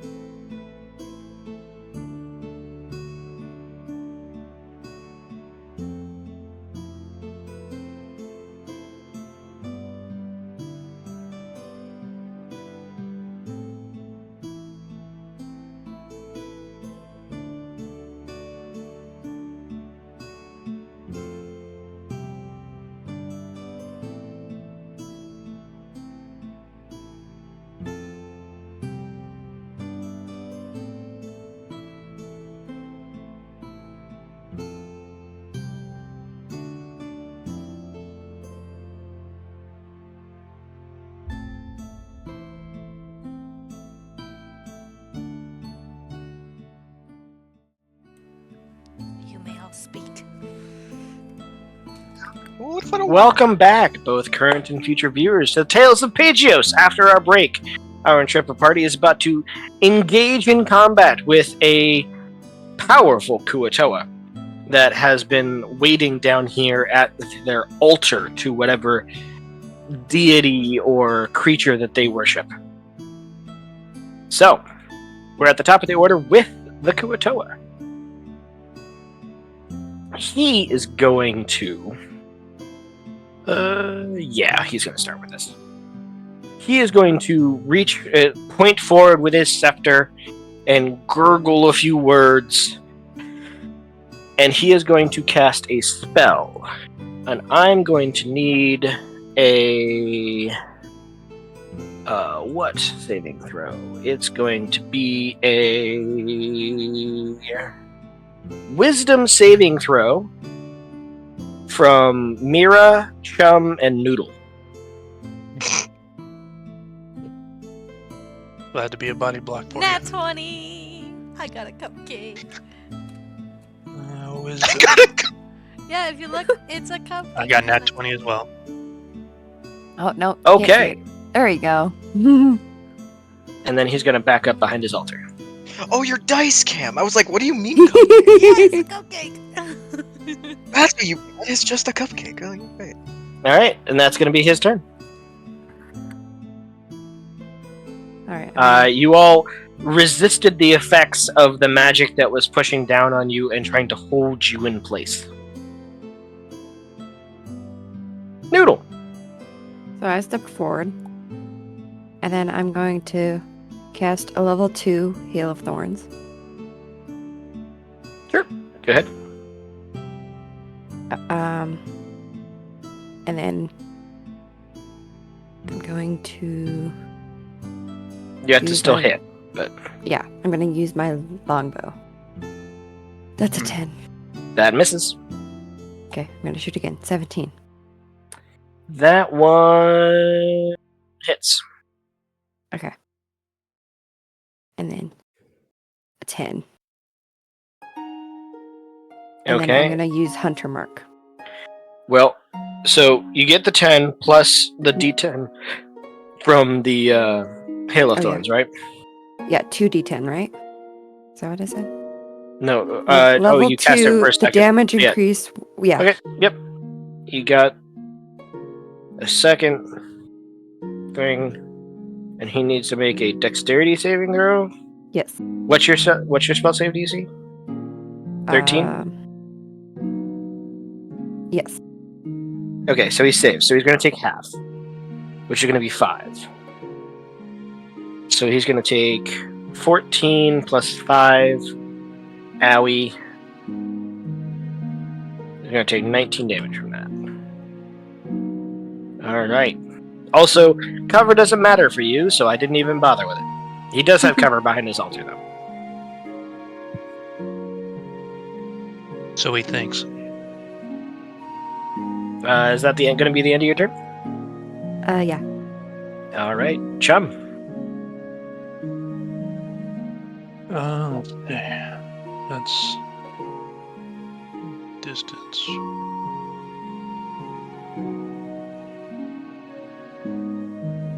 I can only move to like there. Or no? I have. How much movement do I got? You can always The dash. pools? I got 40. Okay, so when you peer over into the pool, you don't see a bottom. Okay.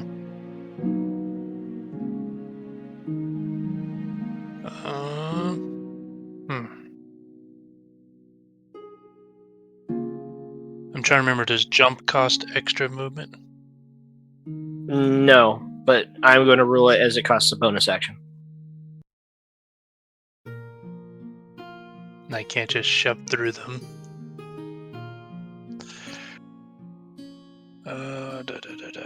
Alright. I mean, you can go diagonal. You can go diagonal through them. Oh, this is just water, right? Yeah, I mean, if you want to swim, you can go for a swim.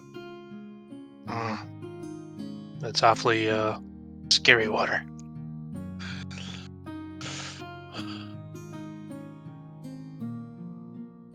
Yeah, no, I'm gonna avoid the water, so I'm gonna. Would that still hit the water? Yeah, you can jump. I am sure you can jump 10 feet. Okay. So I do not remember the exact math on how far you can jump. I know it has something to do with your strength score. I know you can jump 10 feet.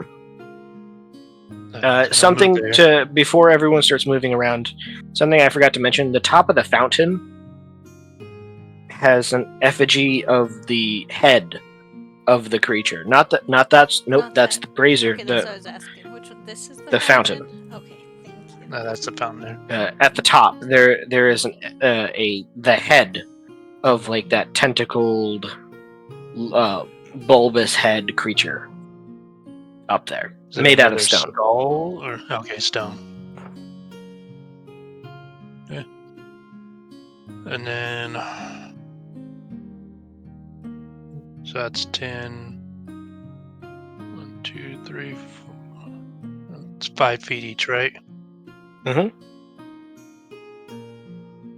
So that would be 20, 30,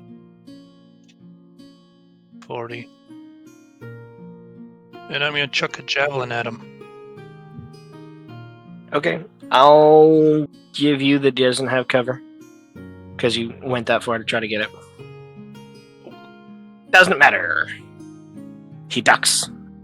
Alright. I don't remember how many I have 4 of them. I'm gonna chuck one more at him. Sure, yeah. Damn. All right. Alrighty, that ends my turn then. Oof. Echo. Hi. You know what time of the day it is.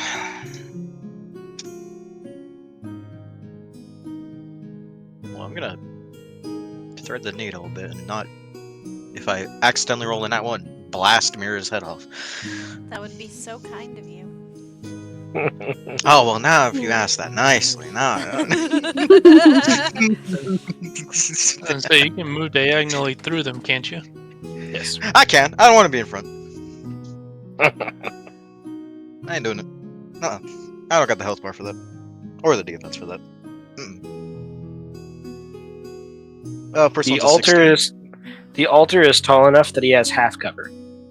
God, From there. we're so screwed. 16 misses. It hits the altar. He's gonna instantly groan. You have a second Nope. shot. No, when you cast the thing, you cast both spells. You cast Oh both my god! ones. Yeah, fair enough. You know, I can't even say.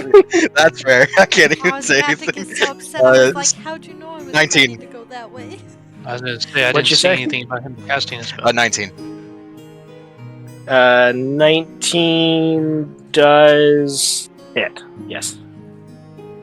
There you go. There's my spell. So 19 hits. Go ahead and roll your damage.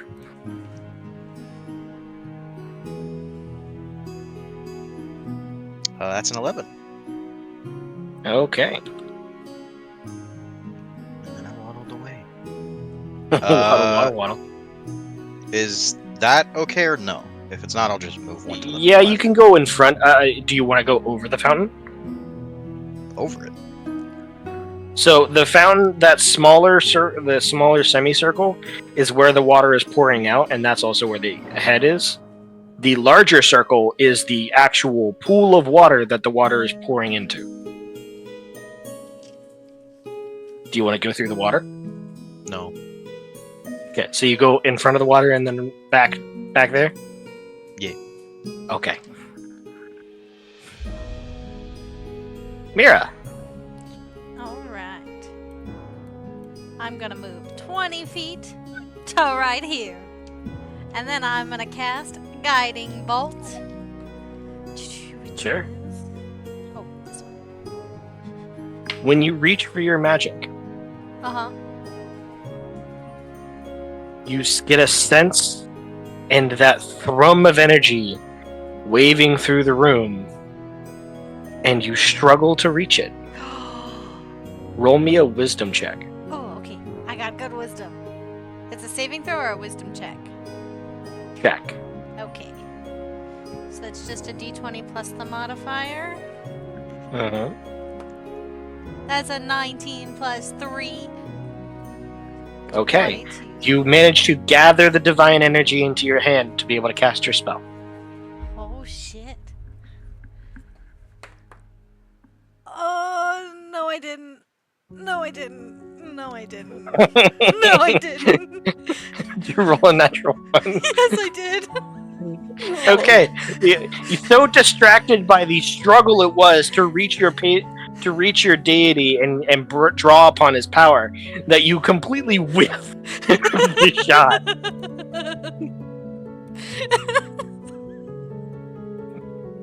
Alright, and then I still have 10 feet of movement. I'm gonna get a little closer. And that's all. Okay. Oh, wait, I have a bonus action. I am going to try to call upon my magic again. And I Keep want... in mind that you can't cast 2 spells in a turn. You can cast a cantrip in a spell in a turn, but you can't cast 2 didn't know leveled that. spells in a turn. I didn't know What? that. Wow. Oh, I was gonna cast a bonus action spell. I can't do that? According to... Okay, how I've much never do we known want to this. follow this rule? Well, it's whatever Because you say. Well, I know. However, I'm fine with house ruling this. But, depending on how much we care about this rule, It would apply to enemies as well. it applies to enemies as well, or the lack of the rule applies to the enemies as well. But the rule goes is that if you cast a leveled spell, you can only cast a bonus action cantrip. And if you want to cast a bonus action leveled spell, then the only other spell you can cast is a action cantrip. So like you could cast Toll the Dead and a bonus action healing word, but you can't cast like Guiding Bolt and healing word, is the idea. Well, it's up to y'all. Now, I we don't care could either way. ignore that rule, but that also affects your enemies as well. I am so terrified of Mutt. I don't want to give him the ability to double spell. I really don't want to. So that is fine. Well, then I mean, you have to think about it though, how often you're going to double spell versus how often I'm going to have spellcasters. Yep. We roll like shit. Like most of the time. Well, I'm very happy with the way we've been doing it, so I'm okay with no double spell. I am Noodle? going to end my turn. Alrighty. I need everybody's opinion on this. Okay. Oh. Noodle? Yeah, Uh, if that's the base rule, and it's fine.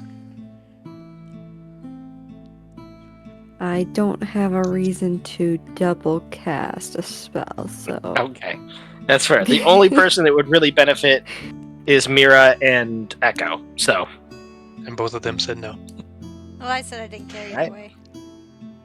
Oh, okay. So then, yep, that ends your turn.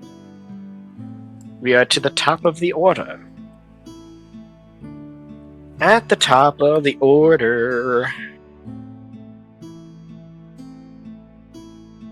Do do do do do do do do. 1, 2, 3. Okay. Mira. You hear a crackling behind you, and as you turn to look, the brazier glows brightly and explodes in flame. The center of the room, in a 15-foot square from the brazier, so basically just the center of the room, you need to make a dex save. All right. A 13. Failure.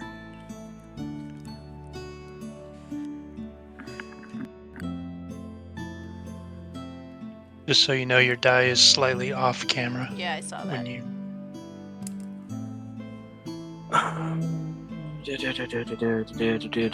Y'all are level 5. Yep. Yeah. You take 7 fire damage. That's all the hit points I healed And- earlier. And as you all notice this happening, you see the Kuatoa didn't do anything. And that ominous presence throughout the room feels closer and closer.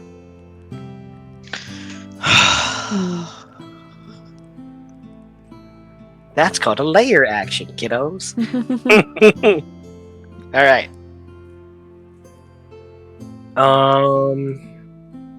So he can't double spell. So what he's gonna do then is he's gonna.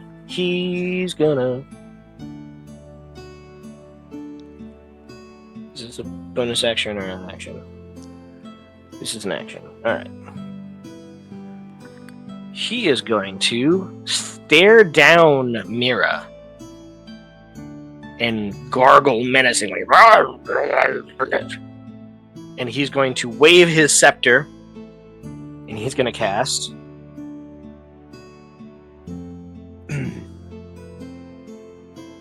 a spell.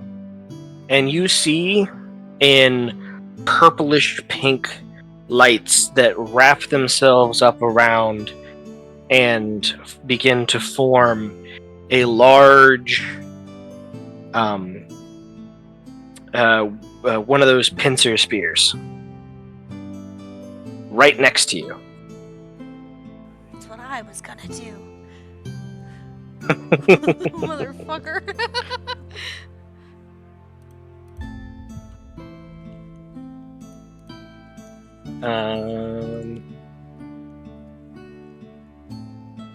I'm not We're sure what spell gonna- that is. Spiritual weapon. We're just gonna have a blue circle marking it for now because I don't have an image of the thing. But yeah, it's going to swing out at you. Concentration spell. Mm-hmm. No, No. Oh, it is Mine not. is. Yours is not either. It's not? Oh. Spiritual No, it's weapon is not a. I haven't been casting it because I thought it was a freaking concentration spell. Son of a butt. Nice.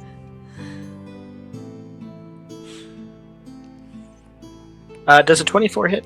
Of course it hits, so why even ask me? Just say you're trying to murder me. It's fine. Okay. Which damage are you It's trying going kill to me do plus what's its spellcasting ability modifier? Its spellcasting ability modifier is that. Okay, so then it's going to do 13 damage to you. with? How kind. ooh. Painful. And as that was a bonus action, it looks at the other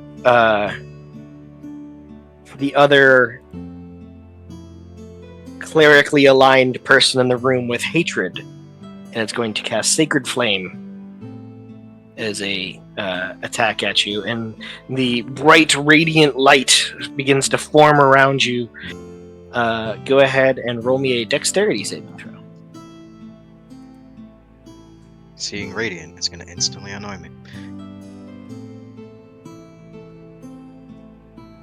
What is my modifier? Oh, I'm delightful. Not very high. So everything Oh, no, annoys you? Not you. Cool. Not you. The other clerically aligned person. Oh wait, it's me. Oh, you. Oh, It's you, damn yeah. it. I wonder why this guy who worships a god is angry at another person who worships a god and tried to cast spells It's a using dexterity another saving god's throw. power. Oh, this dice failed Yes. me last time. We're The not doing that dice. one. We're switching to mermaid dice. Oh, come on. Oh, That no, can't I got fail. a 5. Fucking hit me. That fails Fucking hit me. miserably. Okay. So it will do. It just does the damage, right? It doesn't get anything. Nope. Okay. So that's going to do another 6 damage to you. Love this for me. And you see what normally is just pure radiant light actually has tinges of purples and pinks throughout it as it bursts against So you. pretty. It's then going to see that it's running into problems in terms of it didn't keep you from getting to it. So it's going to go 1, 2, 3, boop, into the water. I was gonna stinker.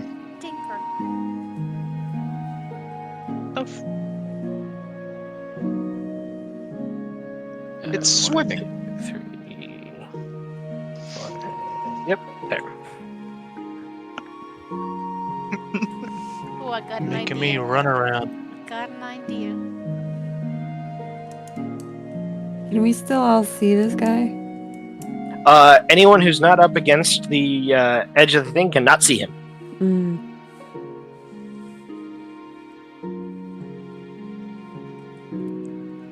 Noodle, your turn. Okay.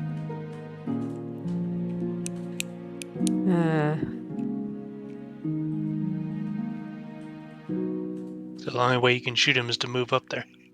Yep. Okay. Or wait sure. for him to pop up. No, I'm doing that. Okay. I will let you know, shooting into water, Disadvantage, he's not that deep, so I won't give you disadvantage yet. Okay.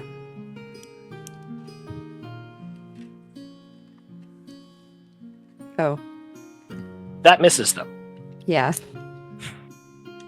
Okay, I'm gonna try again. With a A minus 13? 5 from sharpshooter. Yeah, That will hit. Alright, go ahead. that will hit. Okay. Oh, now I Wait, it know doesn't have it's AC. cover anymore. Yeah, now I know it's AC. So 13. No. Plus the 20, so 23. 23. Yeah. There's a reason why you tried to hide in the water. Alright. Yeah. And then I'm just gonna step back over. Sure, you got it.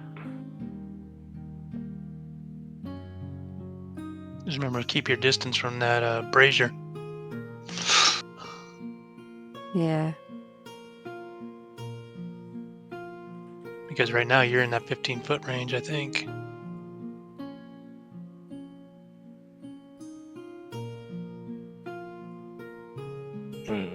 Yeah, it's probably gonna do that. Alright. Chum! So is this brazier thing like pretty tall or what? What's going on? No, with it? it's a low brazier. It appears to be bolted into the ground. And the flames within it, there is some like what looks to be driftwood and stuff at the bottom, which, funny enough, gives the flames a little bit of green coming off. And actually, no. What's salt? What color does salt make fire turn into? I don't remember. I think it's greenish. Greenish. Yeah, we'll say greenish. Is there Edges to the flames. Anything particularly special on this altar? Looks to be a small effigy of the creature, as well as 2 bowls full of blood, or at least what looks like blood. Alright. As I'm walking by here, I'm gonna knock those bowls over. Okay. As you knock them over, they scatter across the ground, and then you see underneath the blood 2 small brains plop out. 1 from each bowl. Brains? Brains. Lovely. I've played these games before.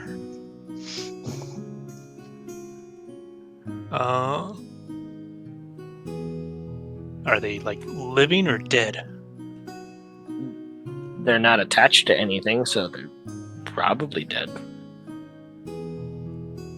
Alrighty.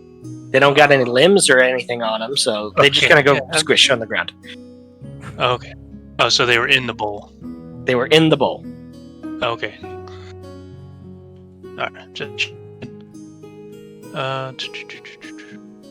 So yeah, these guys are definitely what I think, maybe.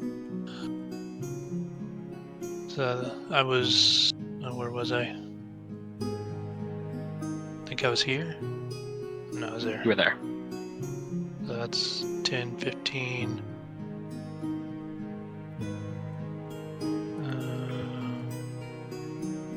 20, 25, 30, 35, 40. Sure.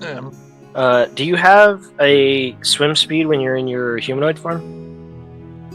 I believe so.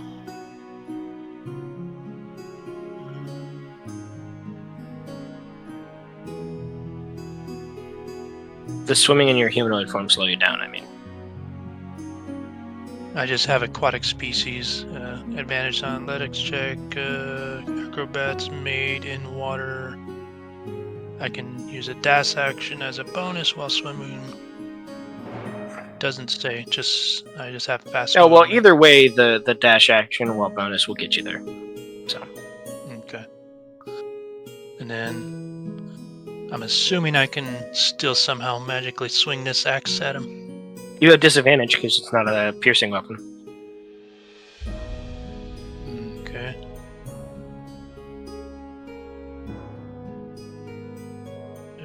Do. 17 hits.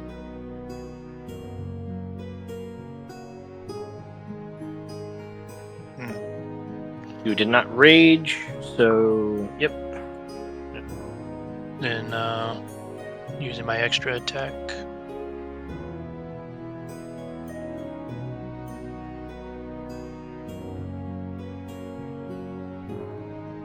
That hits again. Okay.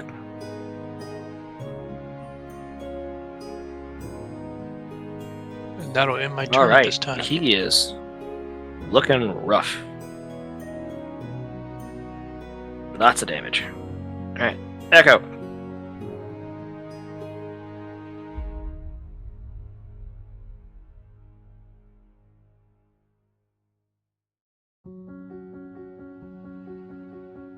Sorry, I'm back.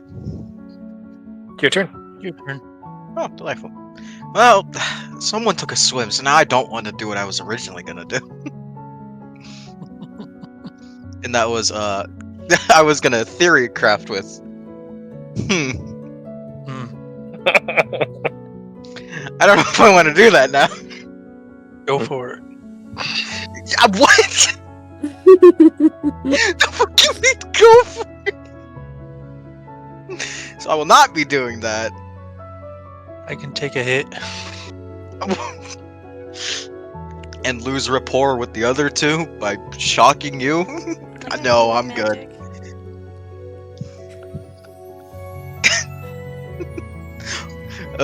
Anyways, yeah, I'm just gonna keep blasting them. Okay. Or actually, let me read real quick. Let me read something. I need to read something.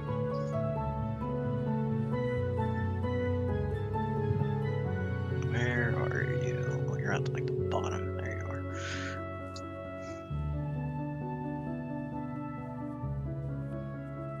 Well, I don't think I'm gonna need to escape at this point anytime soon, so.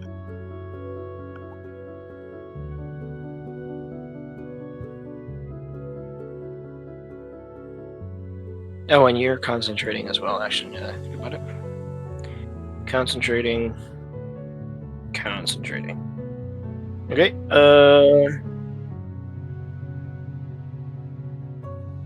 Yep. Now- you got it. What ability checks? Is that just ability checks, or is that also saves? It's just ability checks, I figured as much. so not saves. But like, say if someone tried to grapple and they tried to use strength, and you made them have disadvantage on strength, then they would have disadvantage on that. Yeah, I have two But strength. you have to pick. You have to pick either strength or dex or wisdom or whatever you think they're going to use. He seems like a caster. I'm gonna do wisdom. Okay. I'm gonna use the same thing I used for Bane for him. Okay, So he's marked. Well, hexed. And Delightful. Alright, we're taking a gamble. If this doesn't work, Lord have mercy. I want to try the spell that technically does more damage. Technically.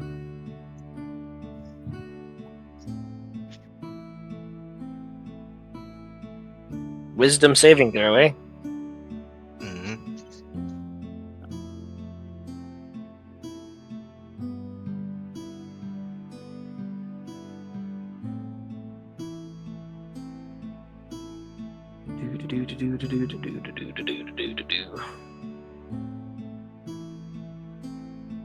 What's the DC? 16. Goodness gracious, how is your DC 16?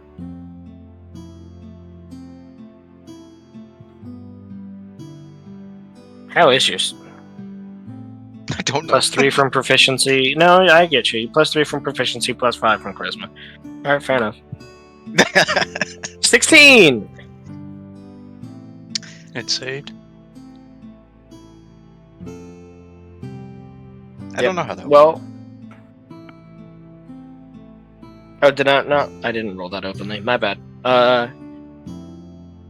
Let me double check just to make sure that it does have that save. Oh, well. Why does it not have an... It's a fucking cleric. Why does it not have a wisdom... Alright, whatever. It does not make it. But it will burn 1 legendary resistance to say it does. Oh, Legendary resistance. Yeah. interesting. It has multiple of those. I gotta keep burning those.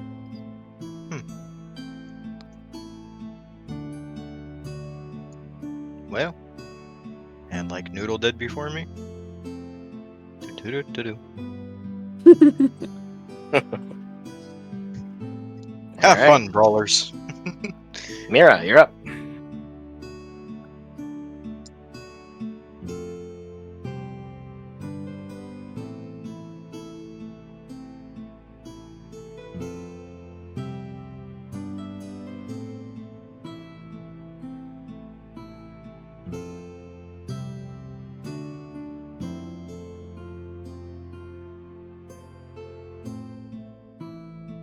Are you? I'm assuming you want to get up close to the edge of the water so you can see Chum before you cast that.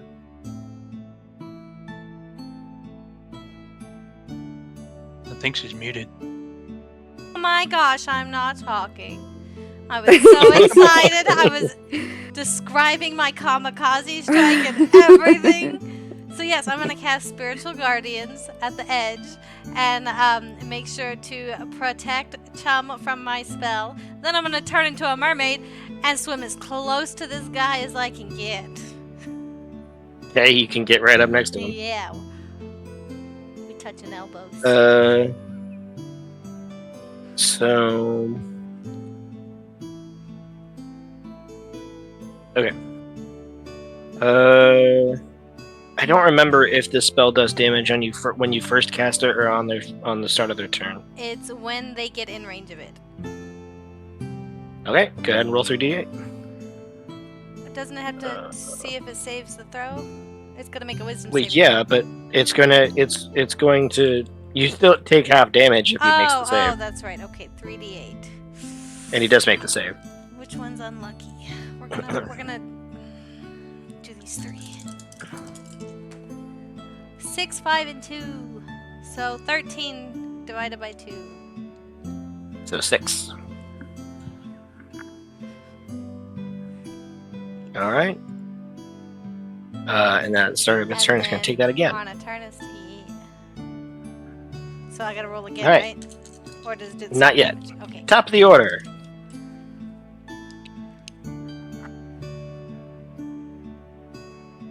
Okay. That's hilarious. All right. So, I need both Chum and Mira to make strength saving throws, I'll say. Don't let me down. Is that with disadvantage? Or no? Normal. Since you're in the water and you're not a seal, I'll give you disadvantage. Mira, because you have a tail, I'll say that you don't have disadvantage. Well, I roll. Normally you Okay, Okay. sorry. Go ahead.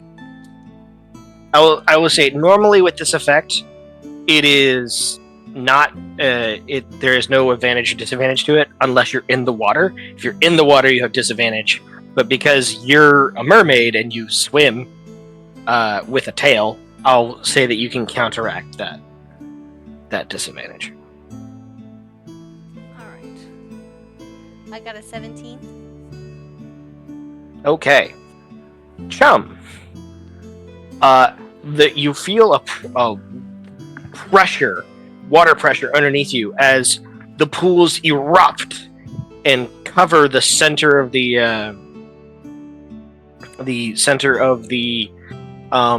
area in water, and floods it, all except for the raised dais. And you are sent up against the dais and are prone. Oh no. Mira, you're still good because you managed to fight to stay where you are. And no damage was dealt. So, then at the start of its turn, go ahead and roll the 3d8. All right. It makes it save.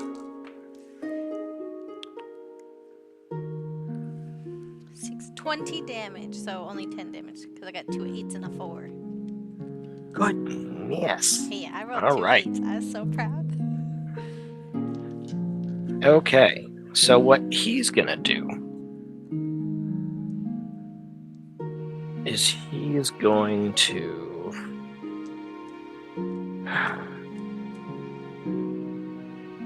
yeah. All right. He's gonna pop his head up.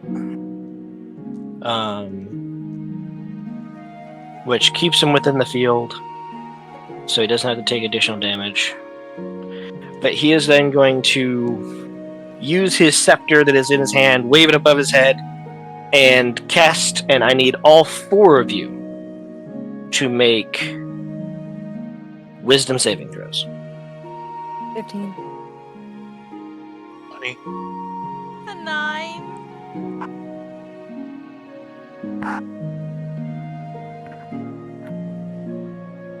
Echo? Yeah. Wisdom. Jail. Delay. That one's in jail. We're not using it. It's I the need to one check that that rolled the 2 20s, but it's also rolled the most 1s today and the most, 3s. It's terrible. That double-edged sword is crazy. So that one's in jail. We're not using it. Yeah, well, means you're not just misplacing your dice, because where the does my d20 keep going? Where the did you Runaway go? D20. There you are, Jesus. I say you just used it. That's what I'm saying. 24. So what happens Okay. if you only rolled a 9? You are held. Oh, okay. Huh? I'm gonna die. He That's- cast a It's all good. he cast a 5th level hold person to try to hit all 4 of you, and all of you rolled ridiculously except for Mira. He is then No. going to dive deeper into the water. I could have maybe helped you there, Mira, but Oh, it's all good. I'm gonna die. I'm out of spell slots. I can't do shit. You're only held. Yeah, but a whole person is a As a bonus action, the holy weapon's going to go into the water. Fuck! Yep, here it is. I was We hoping know it would what hit happens. the prone, chum. I'm sorry, chum. I'm about to die. Hit me with your I force was gonna say damage. because I'm prone, I couldn't take an opportunity attack. I'm guessing. Exactly. And then when I hit It's you not with a it's not a creature. It's not a creature you can attack Yeah, anyway. you can't hit it anyway. Oh, I had to Google that stuff. got really loud. Be quiet. Let's see. Yep. Okay. Just kill me now. It's gonna swing at your face. And Doo da doo da doo da.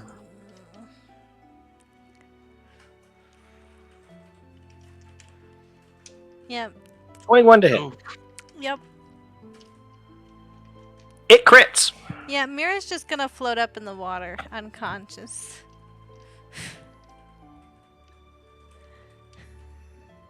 How much does this do again? Okay. you need to put some heavier duty armor on that girl. Well, I was sitting at 4 hit points when I dove in the water. That's why I called it my Oh my kamikaze plan. Okay. Well, you take 35 points of damage. Yeah, What is your like max? instantly die? What's your max hit points? 47. Okay, so you're not No, insta I'm dead. not dead. I'm just unconscious, floating in the water. I've never seen a spiritual weapon do that much damage. Holy fuck! It crit. So it's That is crit cool. and it's a cast as a level 4. So also, I'm not concentrating anymore. No. No, you are not.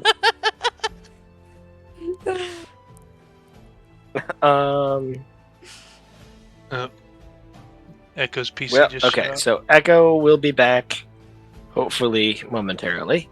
Uh-oh. But yeah,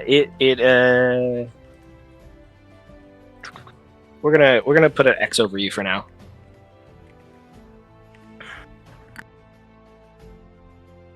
Well, now the hold person doesn't do anything because you're no longer a creature. Well, I guess you're still a creature because you're still alive. But But the spell would fall off. actually, it doesn't say anything about that. So they're still held and paralyzed under the water. Oh, no. All right. Yeah, and then it finishes its swim away. It is deep into the water. Noodle. Okay, if I cast Hail of Thorns, would that affect the unconscious Mira? If they're within the spell's range, yes. So yes, it will affect her. Okay. You don't know how far away they are. The water is okay. deep. I'm keeping track of their depths. Well, I'm still gonna walk up here. Okay. Run me a quick perception check at disadvantage because water's tricky. Okay. You said perception? Yep. 13. Okay. The range of that spell is 10 feet, right? 5. It's 5 feet around it? Yeah. Yeah. He's far enough away. Then I am gonna cast that. And then, is it possible to add the sharpshooter onto that? Yes, it is. Okay, then I'm gonna add that as well. You are at disadvantage because he's deep enough in the water. All right. And my first one. Misses. Yep. And then my second one. Also misses. Okay, and then I'm just gonna step back. Or wait, no, that one hits. Sorry, my bad. Oh, that one hits. does hit. Okay. Yep. So then that, and then that. So that would be 21. 21. Good. Yes. Even though it gives a -5 to the attack roll, it hits. Oh wait, no, it's -5 to the attack roll. Right. So, never mind. The second one's still sharpshooter? Yeah.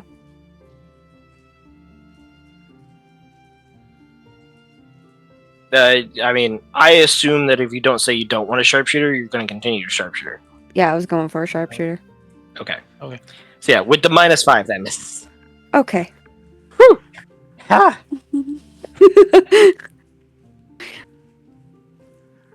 All right. Chum, Alrighty. Well, To stand up takes half your movement. Okay. So that would put me at 20 movement. Yes. So that's 10. He is 30 feet down.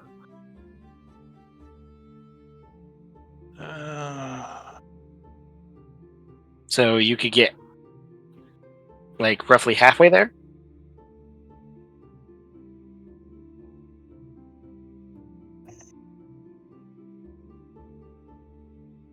Alright, yep. I'm gonna jump in after him again. Okay. And then, I'm assuming. Oh, I guess you can bonus. I guess you can bonus action dash to get True. to get the rest of the way there. Okay, now I'll do that. That way I can swing at him instead of chucking javelins in the water. Yeah, that would go so well. And I'm going to use Reckless. Sure. So that cancels out the disadvantage. So you get normal rolls. Okay. Oh, did you add the half for missing?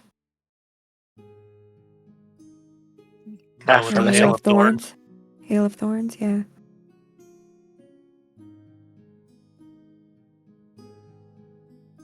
That was only I half think- damage. In apiece. addition, I normal have to affects the hit. attack. I have to target. hit. Never mind. You still have to hit. Yeah. Yeah. Alright, Welcome back. so I'm back. That 11. misses. Okay. Then extra attack. That hits. You have not raged yet because you've been using your bonus action. So, oof, he's looking rough. The water around him is starting to cloud red. Well, reddish.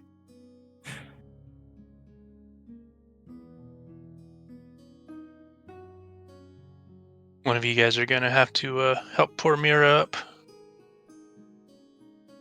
You Oh, got and he at needs to least make a- 3 turns before you're worried about me.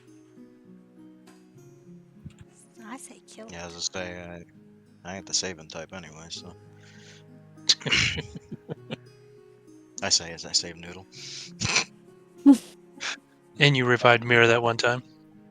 Okay, Oh, yeah, he I did make did. his. He did make his concentration check. Yeah, I didn't get hit at all. Well, no, not you.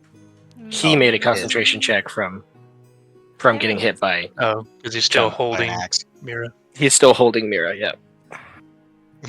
I guess held a while. Holding a dead body. He's planning to offer me as an offering to his god.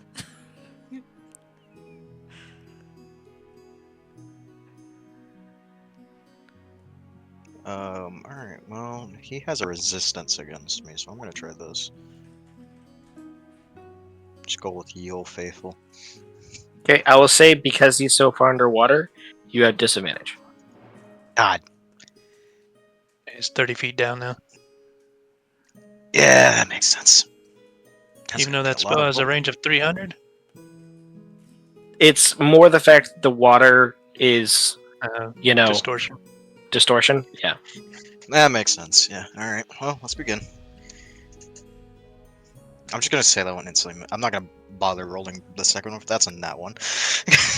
I'm not gonna bother rolling it the second time because it's disadvantage for fuck's sake. Second bolt. An 18 and a 15 plus 8. That hits. So, alright, cool. Hit one of them at least. Now Hex. Does it count for Hex spells is or not no? on. Hex is not on. Oh, He legendary was. resisted it.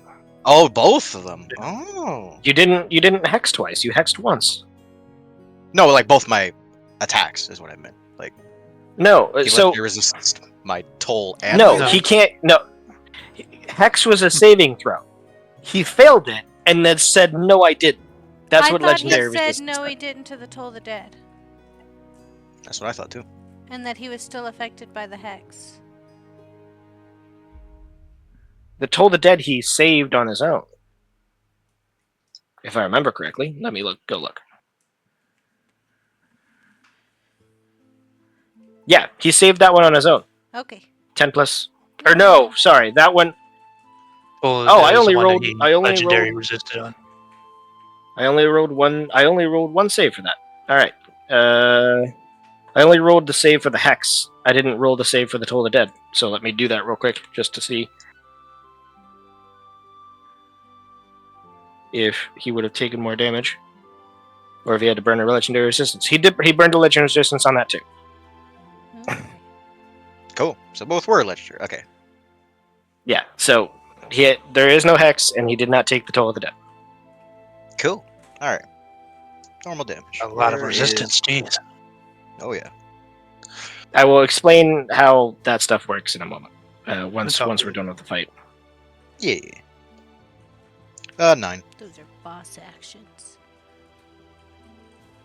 Okay. He is looking rough. And once Owie. again, I'm gonna moonwalk on my way back. Okay. Mira. All right, I rolled my save. I'm not going to share it with the class. Okay, you need to share it with me. You can see it on my character sheet. I marked it. Unless you want me to message You told him. Go look at your damn self.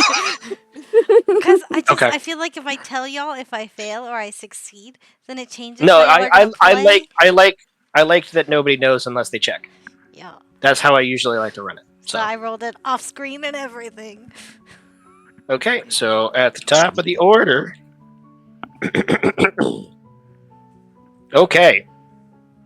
This is funny. You all hear an ominous hum, both echo and noodle, from behind you. And you turn to look, and the eyes of the effigy of the head of the creature behind you are glowing with a pink and purple light, and beams of light shoot out of its eyes since both of you are equal distant away, Echo. I need you to make a dexterity saving throw. I'm not the Dex guy anymore. Damn it. You said they're coming from here on top of the fountain, right? Yes, I am. Okay, just making sure. Oh, now nowhere is Well, safe for us snipers. God damn it. One of those drawings that makes it look like it's inverted. Yeah, +2. 16. 16? Okay, so you do save, so you take half.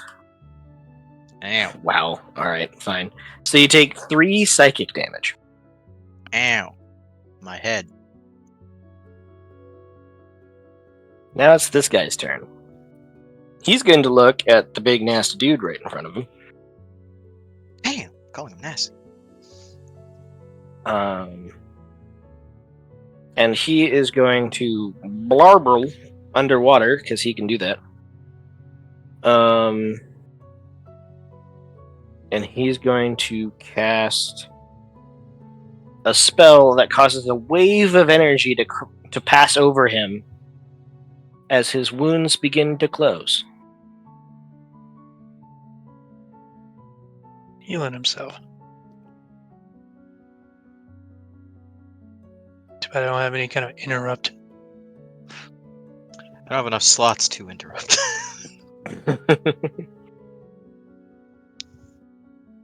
Oh, nice. Okay.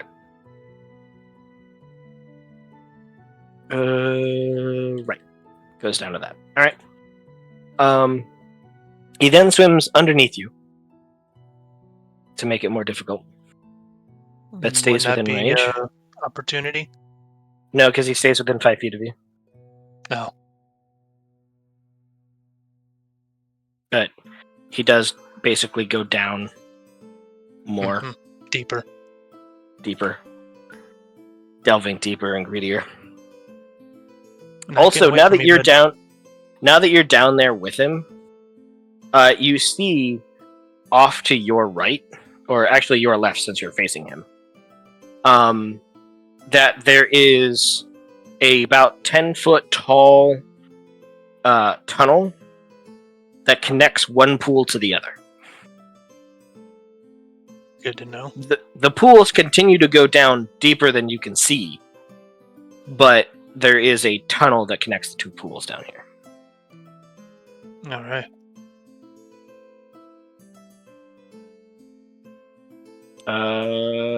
That's going to be his turn.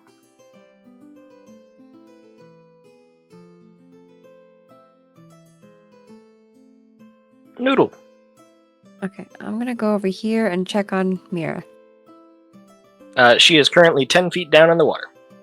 Oh, jeez. Okay. I can't see much, can I? No, just jump in and pull her out. No. Don't know Like if that our means tiny swimming. mouse friend has the strength for that. Oh, I forgot. He has a spiritual weapon that he's going to bring down and smack at you as a bonus action. It's the entire reason why he does that as a bonus action. How deep are we?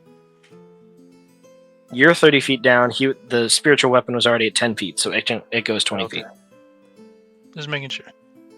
And you did reckless. So...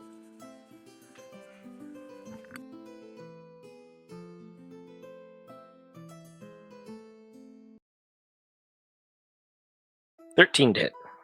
I think that misses. Nope. All right. Nope. That's a miss. Continue with your turn, Noodle. Sorry. I'm Okay. forgetting things.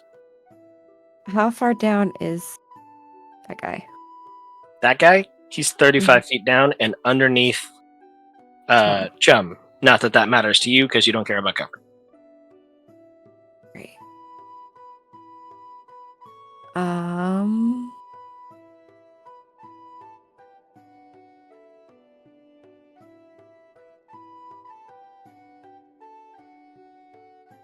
But he is within 5 feet of me. Yes.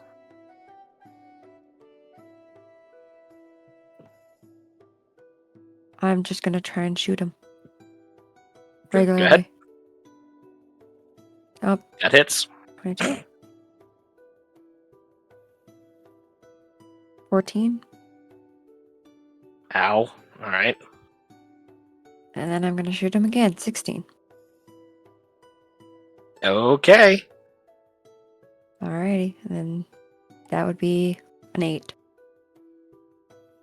How would you like to kill him?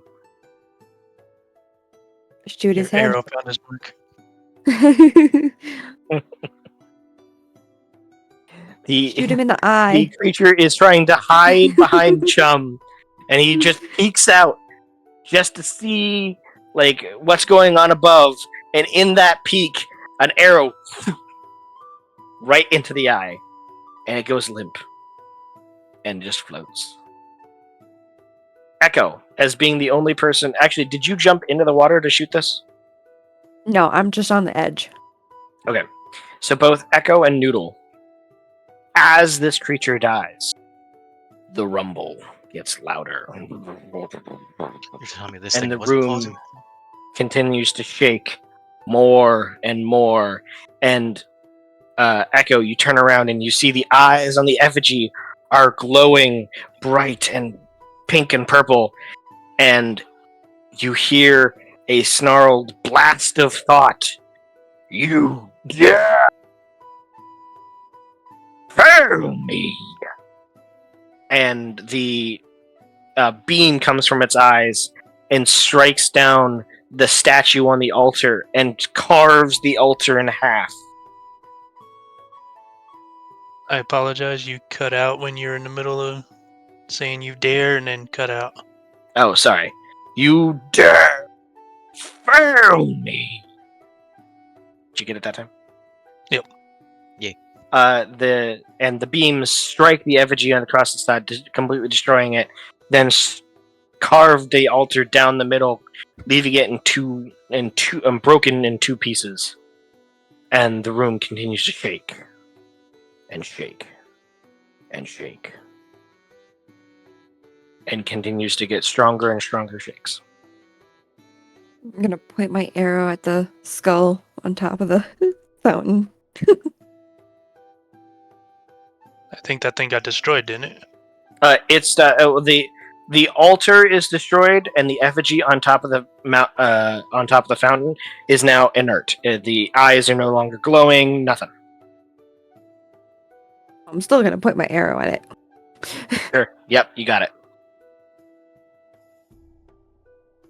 The room is shaking, All right. and it's shaking more and more and more and more. The water is starting to slop over the sides of the pools. No. We need to grab what we can and get Mira out of here. I don't know what's deeper. I know there's a tunnel down there. Do I need to roll again? Yes. Okay. I will say at this point you do.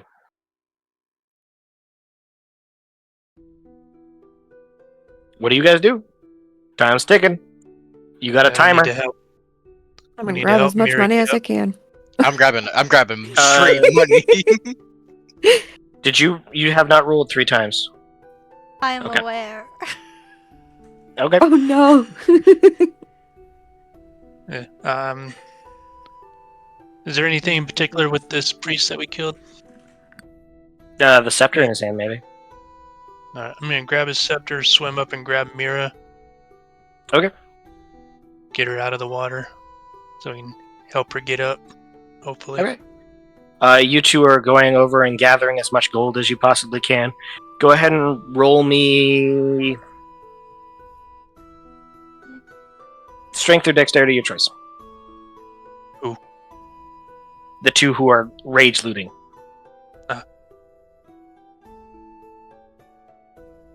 Oh.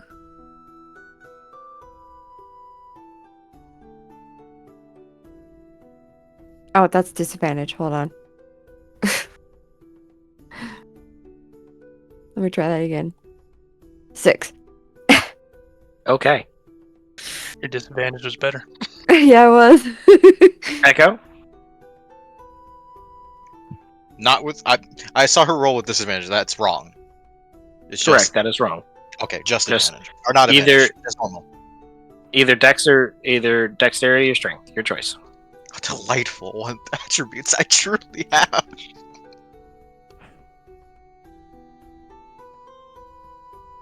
$13. Okay.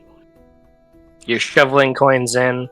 Noodle, you're also trying to shovel coins in, but you're not doing it nearly as effectively. Chum, you get out of the water, holding Mira. Make a medicine check. And I do have a healing kit. Okay. Make a medicine check. Dirty 20. Nice. You lay Mira down on the ground and begin to render first aid. When you notice blood isn't coming from the wounds. And you go to check for a pulse. And you feel none. Hmm.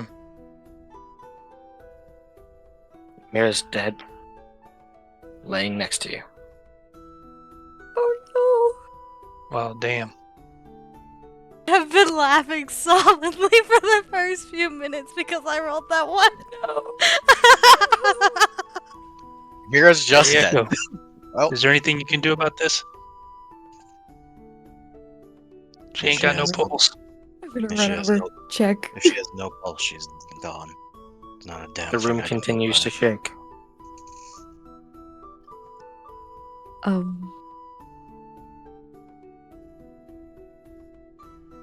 Oh no, she can be revivified or whatever later. To think all of this money's gonna be put to that. I'm gonna throw her over my shoulder and start heading back up. Okay. There's still more gold to loot. But the room is shaking. You have a timer. Oh.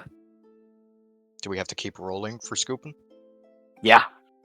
I'm gonna look at Echo, see what he's gonna do. I'll scoop one more time. Okay, Okay. I'll do the Go ahead same. and scoop. That is a I got a 12. 19. Okay. You managed to get, and you got a 12? Alright, so you managed to finish getting the pile that you were working on. With a 19, you managed to get the entire pile that you just started. So you both got one pile. Chum has And then gone I'm over gonna- to the rope ladder. I'm gonna Room is book it shaking. and jump over that pool. Okay. Echo. He's gonna survey his surroundings and see how much the ground is still rumbling. The room is shaking. Things are not falling apart yet. We still got multiple floors to go up. Oh yeah. And we don't know if the entire place is shaking or just this room. So yeah, no, I'm just getting out. Someone's already dead too. So yeah. Okay. You can dash over there. Yep. So you Yeah. all make it to the next floor. Are you taking Mira with you? Yep. Okay. So running up to the next floor. I assume you just continue to run up. Yep. Yep. Keep running. Okay, so you run up through one floor. The next, as you pass through the room that you're in now, you see that the statue that was in the center of the room is struck down and sundered and is laying in pieces. As Some you holy go up power to is very upset.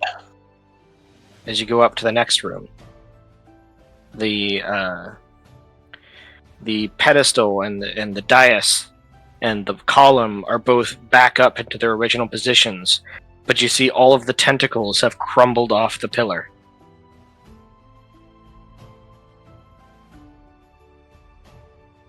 I'm gonna keep on heading up. As you go up through the hole in the floor, go up through this staircase over here to the room with the hole in the floor, you see the bodies that the bodies that you had left here all have their heads caved in, and it's almost like their skulls are missing all of the brains that were within them. And you run up through the hole and run out to your rowboat and get onto the rowboat. And you can see the fog is burning away, retreating back to the shoreline. And in the distance, you can see your ship, the Siren's Echo. And that is where we'll end tonight's session. Row our boat off. So, thank you, both current and future viewers, for watching the Tales of Pageos. And I wish you to have a good night.